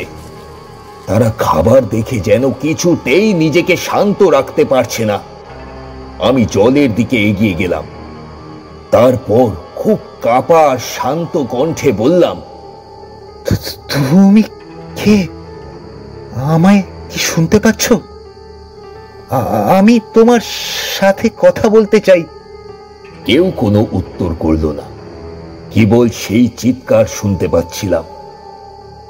তখনই সেই বুড়ির গানটা মনে পড়ল। জেগে ওঠো মধুলতা, জেগে ওঠো, প্রহরী মরণ্ডী আজ নেই দেখো। আচ্ছা, এর মধ্যেই কি কোনো উত্তর আমি খুঁজে পাবো? এটাই কি উত্তর? জেগে ওঠো মধুলতা, জেগে ওঠো, প্রহরী মরণ্ডী আজ নেই দেখো। আরো একবার বলতে যাচ্ছিলাম, ঠিক তখনই জলের মধ্যে তরঙ্গের সৃষ্টি হলো। কান্নার শব্দ আর নেই। হঠাৎ থেমে গেল। মরণ্ডী গাছগুলো যেন আরো বেশি ছটফট করছিল। আমি কি আরেকবার বলবো? এদিকে তান্ত্রিকের ভয় যদিও চলে আসে। জেগে ওঠো। আমায় আর বলতে হলো না, অমনি আমার খুব কাছেই একটা ছায়ামূর্তি দেখতে পেলাম। চাঁদটা বেরিয়ে এসেছে কালো মেঘের আড়াল থেকে, আর স্পষ্ট হয়েছে সেই ছায়ামূর্তি। চাঁদের আলোয় ঝিকমিক করছিল তার গায়ের রং, তার গায়ের অলংকার। কি অপূর্ব সুন্দরী এক নারী। লম্বা কালো চুলগুলো নেমে গিয়েছে জল অবধি। গায়ের ছোট্ট কিছু পোশাক, তাতে সে নিজেকে ঢাকতে পারেনি বলে 2 হাতে ঢেকে রেখেছে নিজেকে। আর গায়ের রং ঠিক চাঁদের আলোর মতোই উজ্জ্বল। চোখ দুটো ভ্রমরের মতো কালো, ঠোঁটের কোণে 1 ফোঁটা হাসি, কিন্তু চোখে যেন বিষাদের সুর। এ যেন যত্নে আঁকা এক রাজকন্যে। কিন্তু এ কে? কেন এই জলের দেশে ওর বাস? কেন কাঁদেও? আমি স্তম্ভিত হয়ে দেখছিলাম।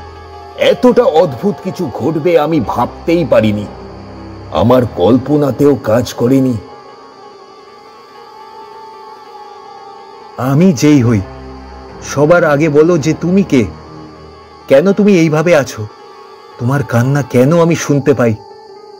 আমি মধুলতা। এর বাইরে আপাতত আমি আপনাকে কিছুই বলতে পারবো না। এই সব প্রশ্নের উত্তর আপনাকে দিতে পারে সেই বৃদ্ধা মহিলা। বৃদ্ধা মহিলা যাকে আমি বারবার দেখেছি? আপনি তাকে দেখেছেন? হ্যাঁ, কিন্তু এখন আমি তাকে কোথায় পাবো? সেই বাঁশের সাঁকোর নিচে সরু একটা পথ নেমে গিয়েছে, অনেকটা গভীরে। তারপর আপনাকে পথ খুঁজে নিতে হবে।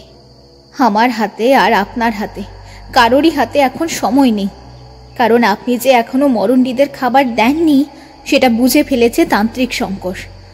সে আসার পর আপনাকে এমন অবস্থায় দেখলে আপনার বিপদ হবে। হতে পারে আপনাকেও আমার মতোই কোনো কঠিন জীবন দেবে। আপনি যদি সত্যি আমায় নিয়ে জানতে চান, তবে সেই বৃদ্ধার গুহায় পৌঁছাতে হবে। তবে আমি জানি আপনি সেই বুদ্ধিমান আর ভালো মানুষ। কিভাবে জানলে? আমি জানি সেই ব্যক্তি ছাড়া কেউ আমার কান্না শুনতে আর বৃদ্ধাকে দেখতে পাবে না। আপনি দুটোই পেরেছেন। আপনি সেই মহান ব্যক্তি। ততক্ষণে হন্তদন্ত হয়ে পৌঁছে গিয়েছেন তান্ত্রিক।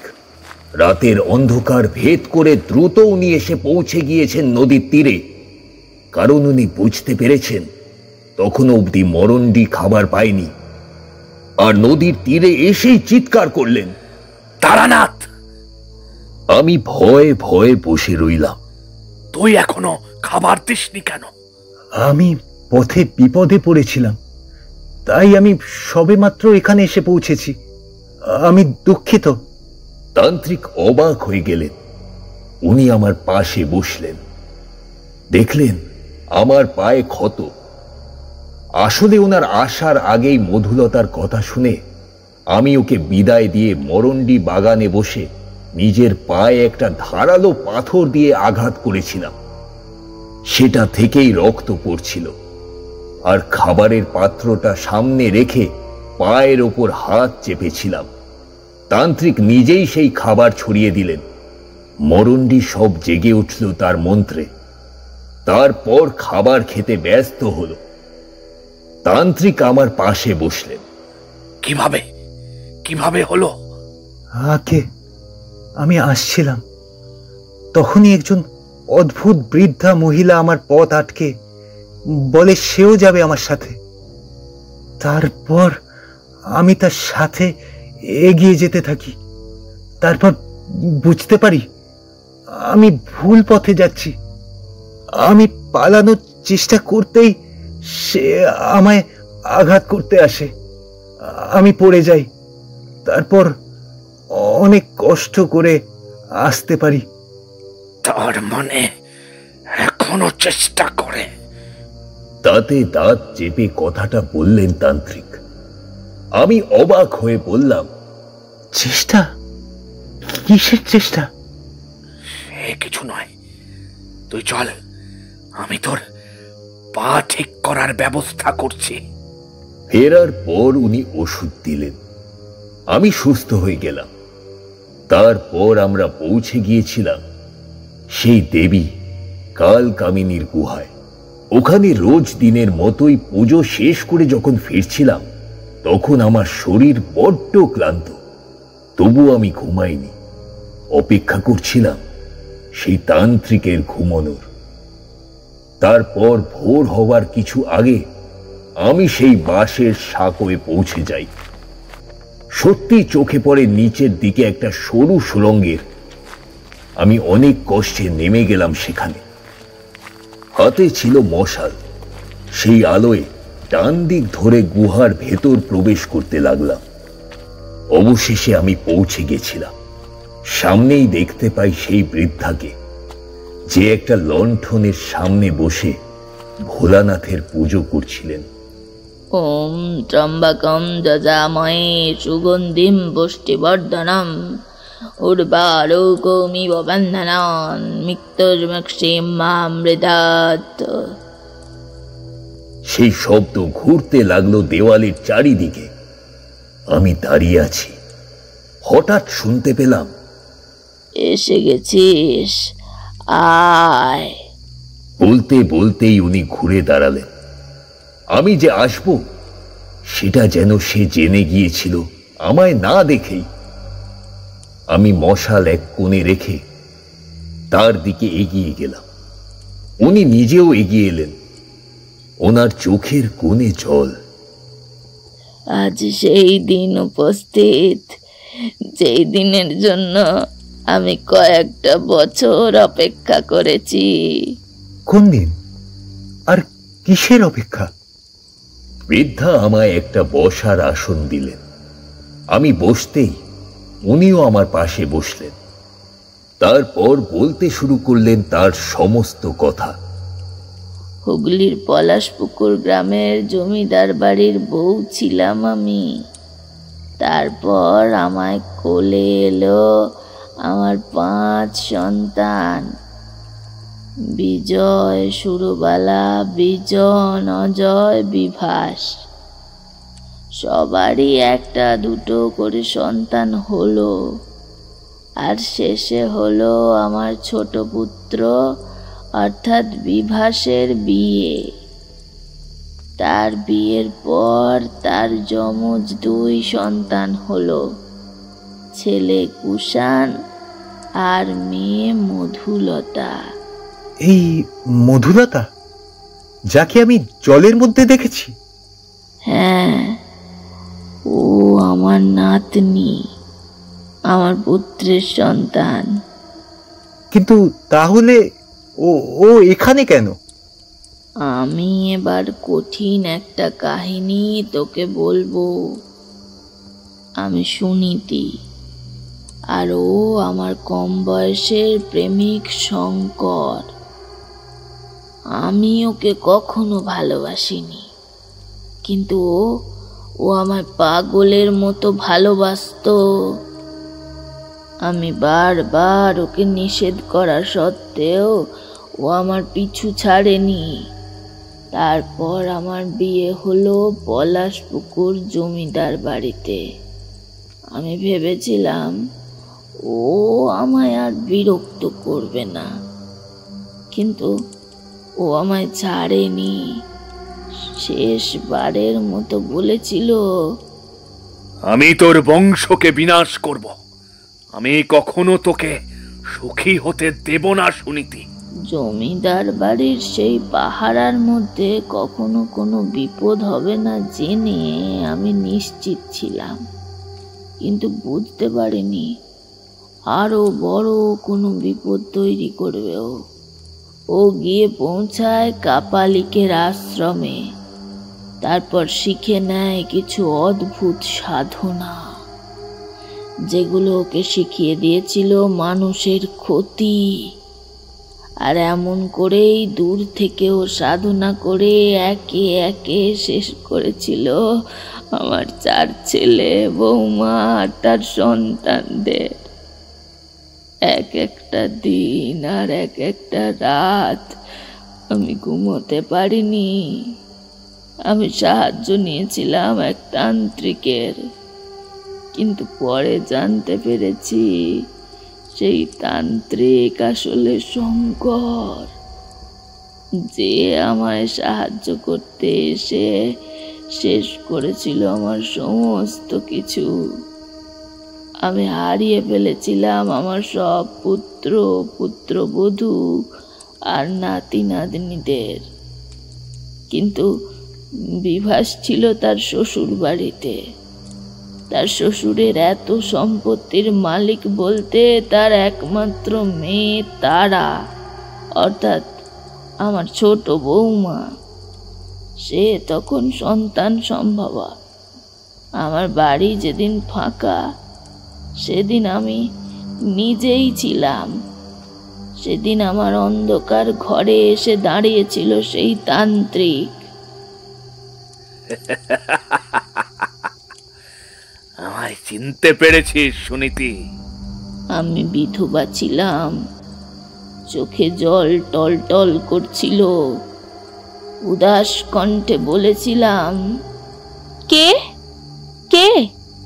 আজ আর তোর কিছুই নেই। জমিদার বাড়ি বলেই তুই বিয়েতে রাজি হয়েছিস।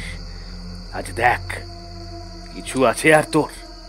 তুই নিঃস্ব, এবার আমার হবে। চল আমার সাথে, চল সুনীতি। আমি সজোরে তার হাত সরিয়ে দিয়েছিলাম। পাপিষ্ঠ, তুই মহাদেবের নামে মিথ্যে যজ্ঞ করেছিস, মিথ্যে পুজো করেছিস। একদিন উনি তোকে এই ফল দেবেন ঠিক। আমার আরেক সন্তান আছে, আমি তাকে কিছুতেই শেষ হতে দেব না।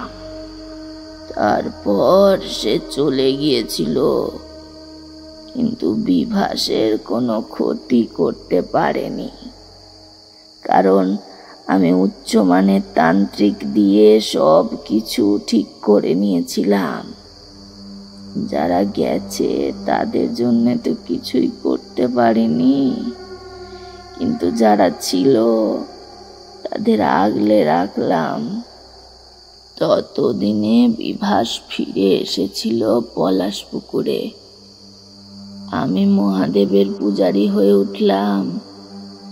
দিন রাত তার কাছে প্রার্থনা করতে লাগলাম, মহাদেব, আমি তার শেষ দেখতে চাই, আপনি আমায় পথ দেখান মহাদেব।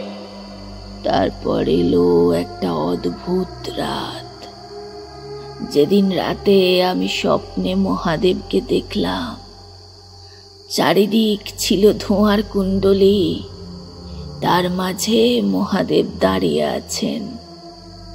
কি দিব্য হাসি, হাতে ত্রিশূল, ডমরু, মাথায় জটা। দিব্য বাণী শুনতে পেলাম, শঙ্কর তান্ত্রিকের মৃত্যুর জন্য তোর পুত্রবধূর গর্ভে এক কন্যা সন্তান হবে। সেই হবে সেই তান্ত্রিকের মৃত্যুর কারণ। আমি অপেক্ষা করতে লাগলাম সেই দিনে। এর মধ্যে শঙ্কর ক্ষতি করতে চাইলেও কিন্তু কিছু করতে পারেনি। একদিন আমার বাপের বাড়িতে আমায় যেতে হলো। বাবার শরীর খুব অসুস্থ, আর সেদিনই ঘটেছিল খুব ভয়ঙ্কর ঘটনা। সেদিন সকালে বিভাসের স্ত্রী 2 যমজ সন্তানের জন্ম দিয়েছিল,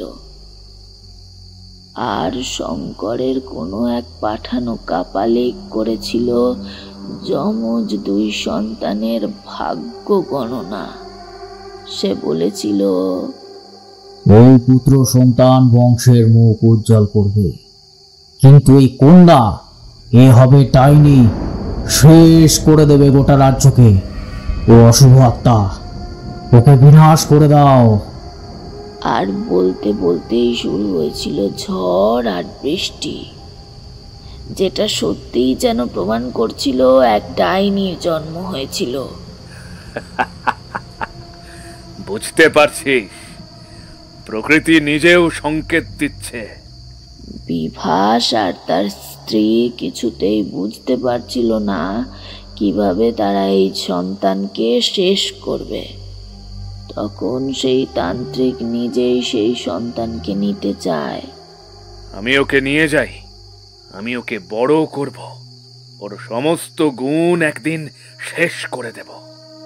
এই সুযোগের অপেক্ষা করছিল বিভাস, কিন্তু জানে না এই সুযোগের দরকার ছিল শঙ্করের। সেই এই সব মিথ্যে বলেছিল তার মৃত্যুকে শেষ করে দিতে, কারণ সে কোনো না কোনো উপায়ে সাধনার দ্বারা বুঝে গিয়েছিল তার মৃত্যু জন্ম নিতে চলেছে আমার পরিবারের মেয়ে হয়ে। আমি পলাশপুকুরে ফিরে সব শুনেছি, আর বুঝতেও পেরেছি ঠিক কে করেছে এইসব। আমি তারপর মহাদেবের তপস্যায় বসেছিলাম। একদিন হলো সেই তপস্যা সফল। অনেক দিন ছিল সেই তপস্যা। গভীর এক জঙ্গলে একটানা অনেক দিন ধরে তপস্যা করার পর আমার কাছে এক সাধক আসেন। ওঠ সুনীতি।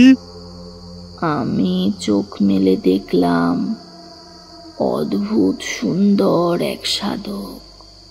দেখি কেমন মাথা নত হয়ে গেল।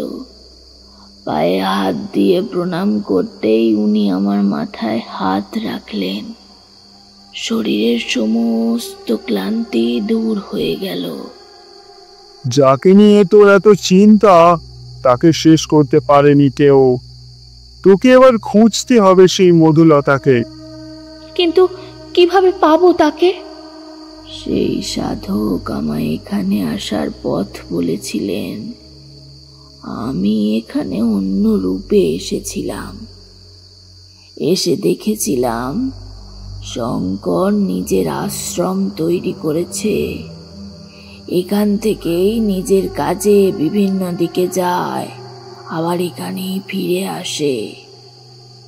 আমাকে তার শিষ্য হিসেবে রেখে দিলেন।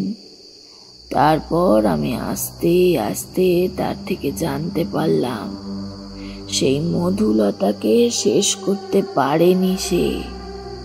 তার মধ্যে দৈব ভাব ছিল, তাকে হত্যা করা সম্ভব ছিল না। তাই তাকে ওই সরোবরের নিচে এক অদৃশ্য কক্ষ বানিয়ে বন্দি করে রেখেছে। কিন্তু আমি ধরা পড়ে গেলাম। ওর মরণ্ডি ছিল তার প্রহরী। আমি ধরা পড়ার পর আমায় হত্যা করেছে ওই শঙ্কর। তারপর থেকে আমি এখানেই অপেক্ষা করছি, কারণ মহাদেব সংকেত দিয়েছিলেন আমার নাতনি মধুলতা একদিন মুক্তি পাবে। একদিন এখানে এসে পৌঁছবে মহাদেবের একনিষ্ঠ ভক্ত। তার মন আর কাজ সবটাই হবে সরল। যে নিজের চাইতে মানুষের কল্যাণ নিয়ে বেশি ভাবব সেই আমায় দেখতে পাবে, আর আমার নাতনির কান্না শুনতে পাবে। আমি এখানে অপেক্ষা করছি তার। আর এই 15 বছরে যতজন এসেছিল কেউ আমায় দেখতে পায়নি, আর আমার নাতনির কান্নাও শুনতে পায়নি। তারা সকলেই পিশাচ দেবী কাল কামিনীর গুহায় বলি হয়েছে, যাদের বলি দিয়ে শঙ্কর হয়েছে আরো শক্তিশালী। কিন্তু আমি তো শুনেছি ওইসব কঙ্কাল কোনো মূর্খ ব্যক্তিদের, যারা ওই কাল কামিনী দেবীর মূর্তির অপহরণ করতে এসেছিল, তাদেরই এমন মৃত্যু হয়েছে। কথাটা শুনে বৃদ্ধা হেসে ফেললেন। তারপর আরো ভয়ঙ্কর একটা কথা আমায় বললেন, যেটা শোনার জন্য আমি মোটেই প্রস্তুত ছিলাম না। কথাটা সব কিছু চাইতে ভয়ঙ্কর, খুব বেশি ভয়ঙ্কর ছিল।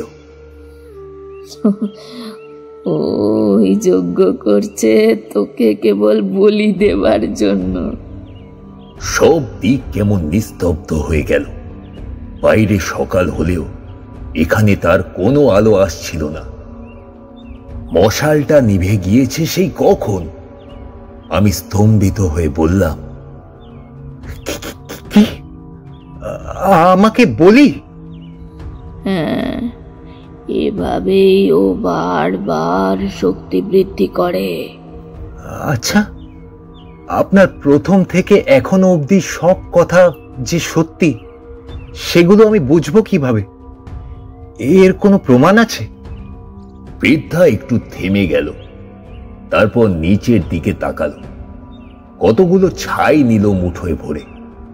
তারপর মনে মনে কিছু মন্ত্র পড়ে সমস্ত ছাই শূন্যে ছিটিয়ে দিল। মুহূর্তেই সেখানে একটা ভাসমান ছবি ফুটে উঠল। আমি একটা কুঠির দেখতে পেলাম। তারপর চিনতে পারার পর বললাম, এটা তো শঙ্কর তান্ত্রিকের কুঠির। এই সব আমি সাধনার বলে শিখেছি, আমার আরাধ্য মহাদেবের কৃপা সব। এখানে আমরা এখন দেখতে পাবো শঙ্কর কি ভাবছে। মুহূর্তেই দেখা গেল শঙ্কর তান্ত্রিককে। সে ঘুমোয়নি, কতগুলো জিনিসপত্র ঠিক করছে মেঝেতে বসে। তার মুখে একটা কুটিল হাসি। ব্যাস, এবার আমার অস্ত্রের আঘাতে তারানাথ ভূমিষ্ঠ হবে দেবী কাল কামিনীর পদতলে। তারপর আমার শক্তি হবে আরো দ্বিগুণ। সব কিছু মুছে গেল। আমি তখন বাকরুদ্ধ। একটু পরে বললাম, এর উপায় কি? আমরা ওই পাপীকে শেষ করতে পারি না? অবশ্যই পারি, কিন্তু তার জন্য আমাদের উদ্ধার করতে হবে মধুলতাকে। ওই শেষ করতে পারে এই পাপিষ্ঠকে, কিন্তু তাকে পাহারা দিচ্ছে ওই মরণটি। একজন মানুষ পাহারা দিলে বাইরে থেকে যে কেউ দেখতে পাবে, কিন্তু ওই রাক্ষসে ফুলগুলো পাহারা দিলে কেউ বুঝতে পারবে না। ওই ফুলগুলো সামান্য দেখতে হলেও তারা বড্ড ভয়ঙ্কর। সারাদিন থেকে মাঝরাত হবার আগে অবধি কেউ যদি মধুলতাকে উদ্ধার করতে চায়, তাকে মুহূর্তে রক্তাক্ত করে দেবে। ওরা করে নেবে নিজেদের খাবার, কিন্তু মাঝরাতে তারা ঘুমন্ত হয়, আর মাঝরাতে খাবার দেওয়ার পরেই ওরা জেগে ওঠে। তুই আজ রাতে না হলে শেষ হয়ে যেতিস। খাবার দেবার সময় বলেই মধুকে ক্ষণিকের জন্য মুক্ত করতে পেরেছিস। কিন্তু আমাদের তো কোনো না কোনো উপায় খুঁজতে হবে, না হলে একজন পাপিষ্ঠ দিনের পর দিন আরো মানুষের প্রাণ শেষ করবে। তার উপর মধুলতাকে মুক্ত করতে হবে, ওকে ওর স্বাভাবিক জীবনে ফিরে যেতে হবে। আমি কিছুই বুঝতে পারছি না, তবে খুব ঠান্ডা মাথায় কাজ করতে হবে। এবার তুই ফিরে যা, ঠিক আবার দেখা হবে। আমরা ঠিক পারবই। যুগের পর যুগ ধরে শক্তিশালী অধর্ম পরাস্ত হয়েছে ধর্মের কাছে। এবারও ঠিক হবে। কুটিরে ফিরে চিন্তায় পড়ে গেলাম। জানি না আদৌ কোনো উপায় আমরা বের করতে পারবো কিনা।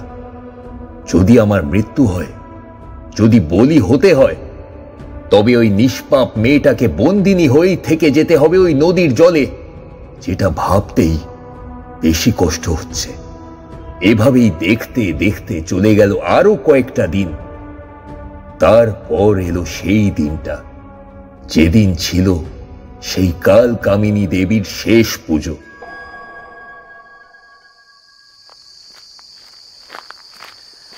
আজই শেষ পুজো। তারপর এই গুহায় কাল থেকে তোর শিক্ষা শুরু হবে। এতদিন দেবীকে তুই পূজার মাধ্যমে সন্তুষ্ট করেছিস, এবার তার আশীর্বাদ প্রাপ্ত হবি তুই। যা, মরণটির খাবার দিয়ে আয়। তখন মাঝরাত। আমি পাত্র নিয়ে চলে গেলাম নদীর তীরে। জলের দিকে তাকালাম। চাপা কান্না ভেসে আসছিল সেই জলের দিক থেকে। ফিরে এসে দেখি উনি পুজোর সামগ্রী প্রস্তুত করছেন। একটা ভারী পুটলি নিজের কাঁধে নিয়ে এগিয়ে চললেন। আয় আমার সাথে চল এবার। জঙ্গলের মাঝে আমি মশাল ধরে এগিয়ে চলেছি। দুদিক থেকে বিভিন্ন প্রাণীর শব্দ আসছিল। অনেকটা যাবার পর আমরা সেই কাল কামিনীর গুহায় পৌঁছে গেলাম। চারদিকটা বড্ড শান্ত। কখনো বনের ভেতর থেকে খুব অদ্ভুত একটা পাখির সুর আসছিল। ভেতরে ঢুকতেই আবার সেই সারি সারি কঙ্কাল। সেগুলো পেরিয়ে ক্রমশ গুহার ভেতরে ঢুকে গেলাম। যত ভেতরে ঢুকে যাচ্ছিলাম ততই চারিদিক শান্ত হচ্ছে, যেন পৃথিবী থেকে চলে যাচ্ছি অনেকটা দূরে। কাল কামিনী দেবীর সম্মুখে বসে পড়লাম দুজনে। সামনে সমস্ত সরঞ্জাম সাজানো। একপাশে দেখলাম বড় একটা খড়গ। এটা দিয়ে তো বলি হয়, কিন্তু ওটা এখানে কেন? তান্ত্রিক আমার সামনে বসলেন। তারপর সেই কালো ফুলের মালা আমার গলায় পরিয়ে দিলেন। বারবার মনে হচ্ছিল কেউ যেন ঘুরছে চারিদিকে। কখনো মনে হচ্ছিল কেউ আমার পেছনে দাঁড়িয়ে আছে। কখনো মনে হচ্ছিল কেউ যেন হাঁটছে গুহার চারিদিকে। তার হাঁটার শব্দ পাচ্ছি। তান্ত্রিক হোম শুরু করলেন। তার আগুন দাউ দাউ করে জ্বলে উঠল। নীরব রাত্রিকে জাগিয়ে দিয়ে একটা বাদুড় ডানার ঝাপটা দিতে লাগলো এদিক সেদিক। মশালের আগুন আর যজ্ঞের আগুনে দেখলাম দেবী কাল কামিনীর মুখটা যেন ধীরে ধীরে জীবন্ত হয়ে উঠছে। আমি বুঝতে পারছিলাম আমার শরীরটা কেমন অবশ হয়ে যাচ্ছে। কোনো একটা অদৃশ্য শক্তি যেন আমায় ক্রমশ জাপটে ধরছে। আমি কিছুতেই উঠতে পারছি না। গলা দিয়ে কোনো আওয়াজ অবধি বেরোচ্ছে না। তান্ত্রিক তখনও মন্ত্র পড়ে চলেছে নিজের মতো। আমি আবারও বুঝতে পারছিলাম কেউ যেন আমার পেছনে দাঁড়িয়ে আছে। অন্ধকারে সে যেন তাকিয়েছিল আমার দিকে।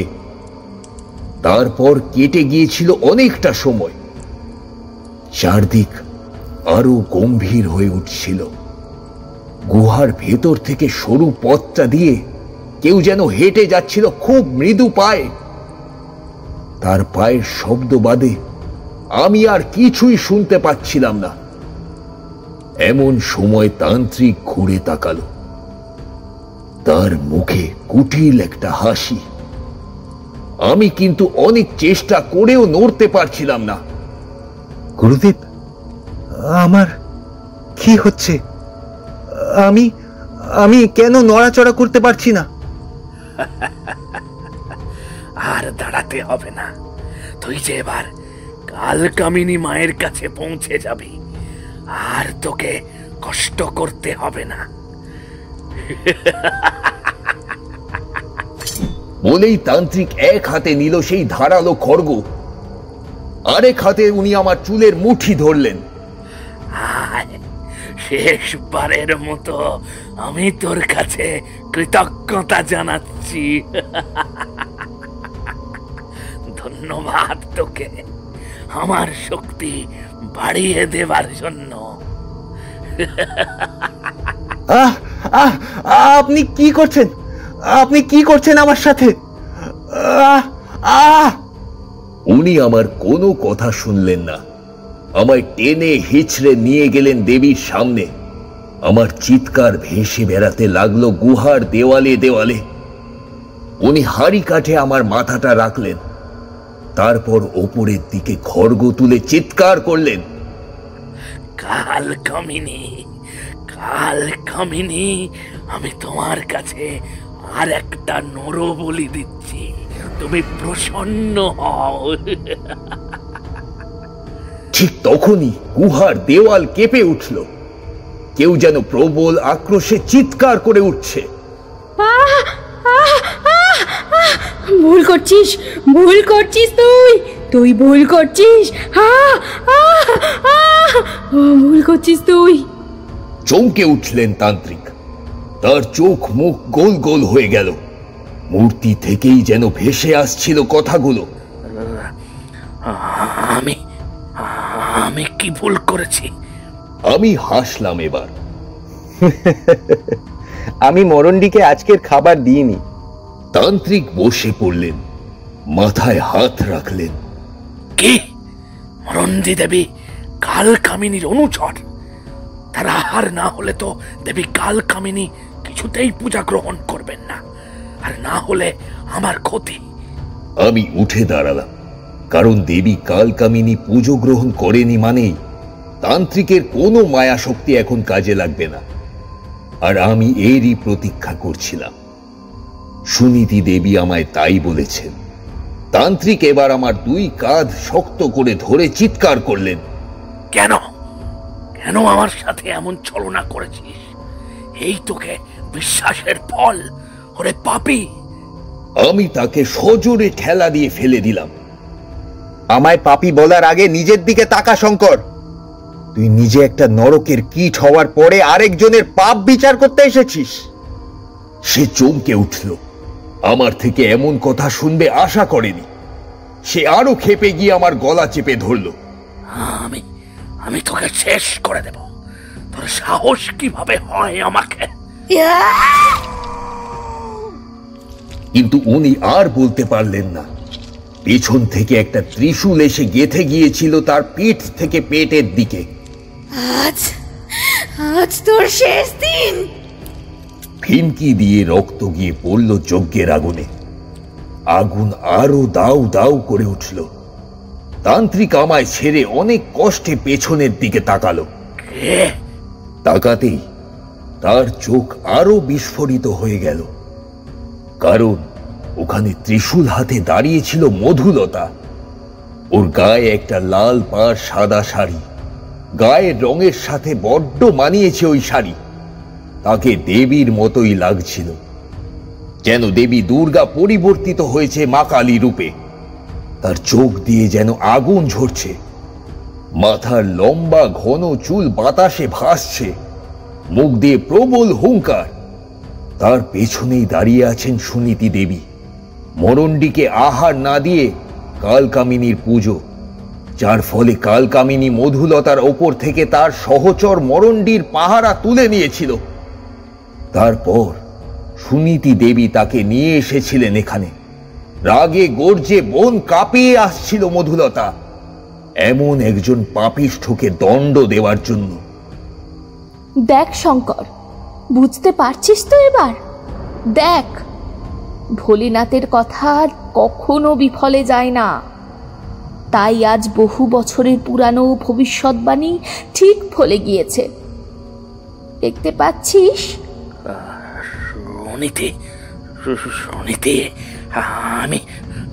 আমি তোকে বলেই ছুটে গেল তান্ত্রিক, কিন্তু তার আগেই মধুলতা ওর বুকের কাছে ত্রিশূল গেঁথে দেয়। তারপর ঝড়ের মতোই গর্জে ওঠে,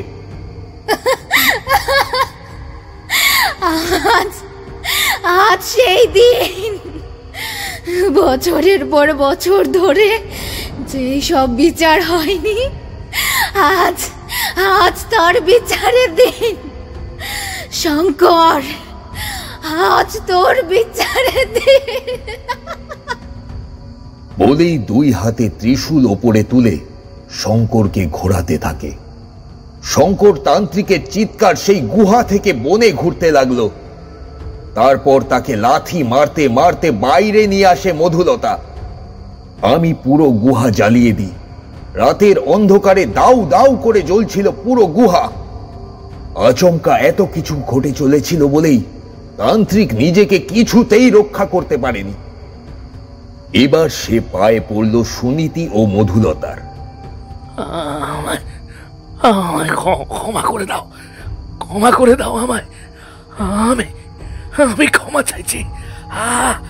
আমি তোকে ক্ষমা করব না। আমার বংশের এতগুলো প্রাণকে শেষ করার জন্য আমি তোকে মৃত্যু শাস্তি দেব। আমার সেই কক্ষে বন্দি থাকতে হবে তোকে। মৃত্যুর জন্য তুই কাঁদবি, কিন্তু মৃত্যু তোর কাছে আসবে না। এমন আহত অবস্থায় তুই ধুকে ধুকে মরতে থাকবি। বলেই মধুলতা আর দেরি না করে সেই নদীর সামনে নিয়ে গেল তান্ত্রিককে। আমরা ওর সাথে আছি। ততক্ষণে ভোরের আলো ফুটতে শুরু করেছিল। মধুলতা জলের সামনে দাঁড়িয়ে রক্তাক্ত তান্ত্রিককে জলের ওপরে ধরে। নীল স্রোতের নীল ঘর, সঙ্গী আছে হাত ধর। কথাটা বলার পর আরো কিছু মন্ত্র পড়েছিল মধুলতা। অন্যদিকে রক্তাক্ত তান্ত্রিক চিৎকার করতে লাগলো, না, আমায় মেরে ফেলো, কিন্তু এমন শাস্তি দিও না। আর কোনো উপায় ছিল না। কতগুলো ভয়ঙ্কর হাত উঠে এলো জল থেকে। তান্ত্রিক নিজের সমস্ত শক্তি দিয়ে পালাতে চাইলেও পারল না। সেই হাতগুলো ওকে জলের ভেতরে নিয়ে গেল। তার চিৎকার মিলিয়ে যেতে লাগলো একে একে। মধুলতা আমার পায়ে হাত রেখে প্রণাম করল। আপনি আমায় দীর্ঘবন্দি জীবন থেকে মুক্তি দিলেন। আপনি না থাকলে সব মহাদেবের ইচ্ছা। মধুলতা এবার সুনীতি দেবীকে আঁকড়ে ধরল।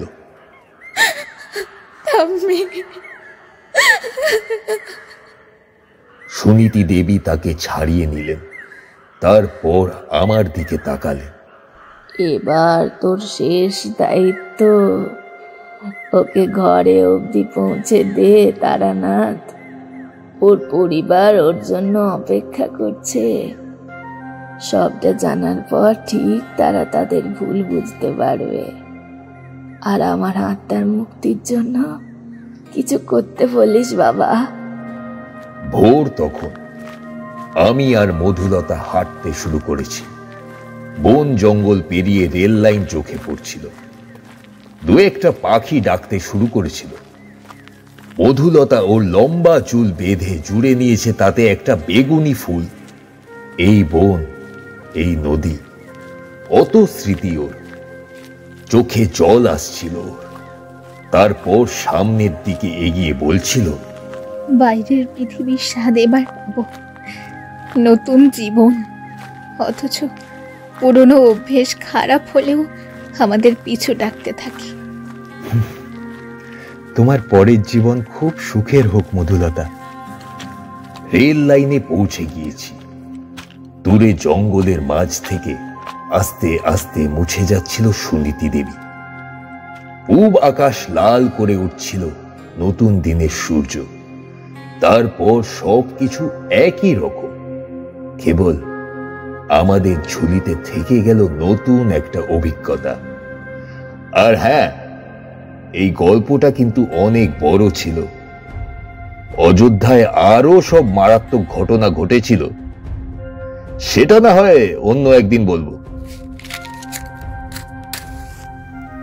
ঠাকুর মশাই কথা বলা থামিয়ে একটা পাশিংশ ধরিয়ে নিলেন। রাত যতই বাড়ছে শীত তত বেড়েই চলেছে। আমরা কিছু বলতে যাব ঠিক তখনই দরজার কাছে দাঁড়ালো চারিমা।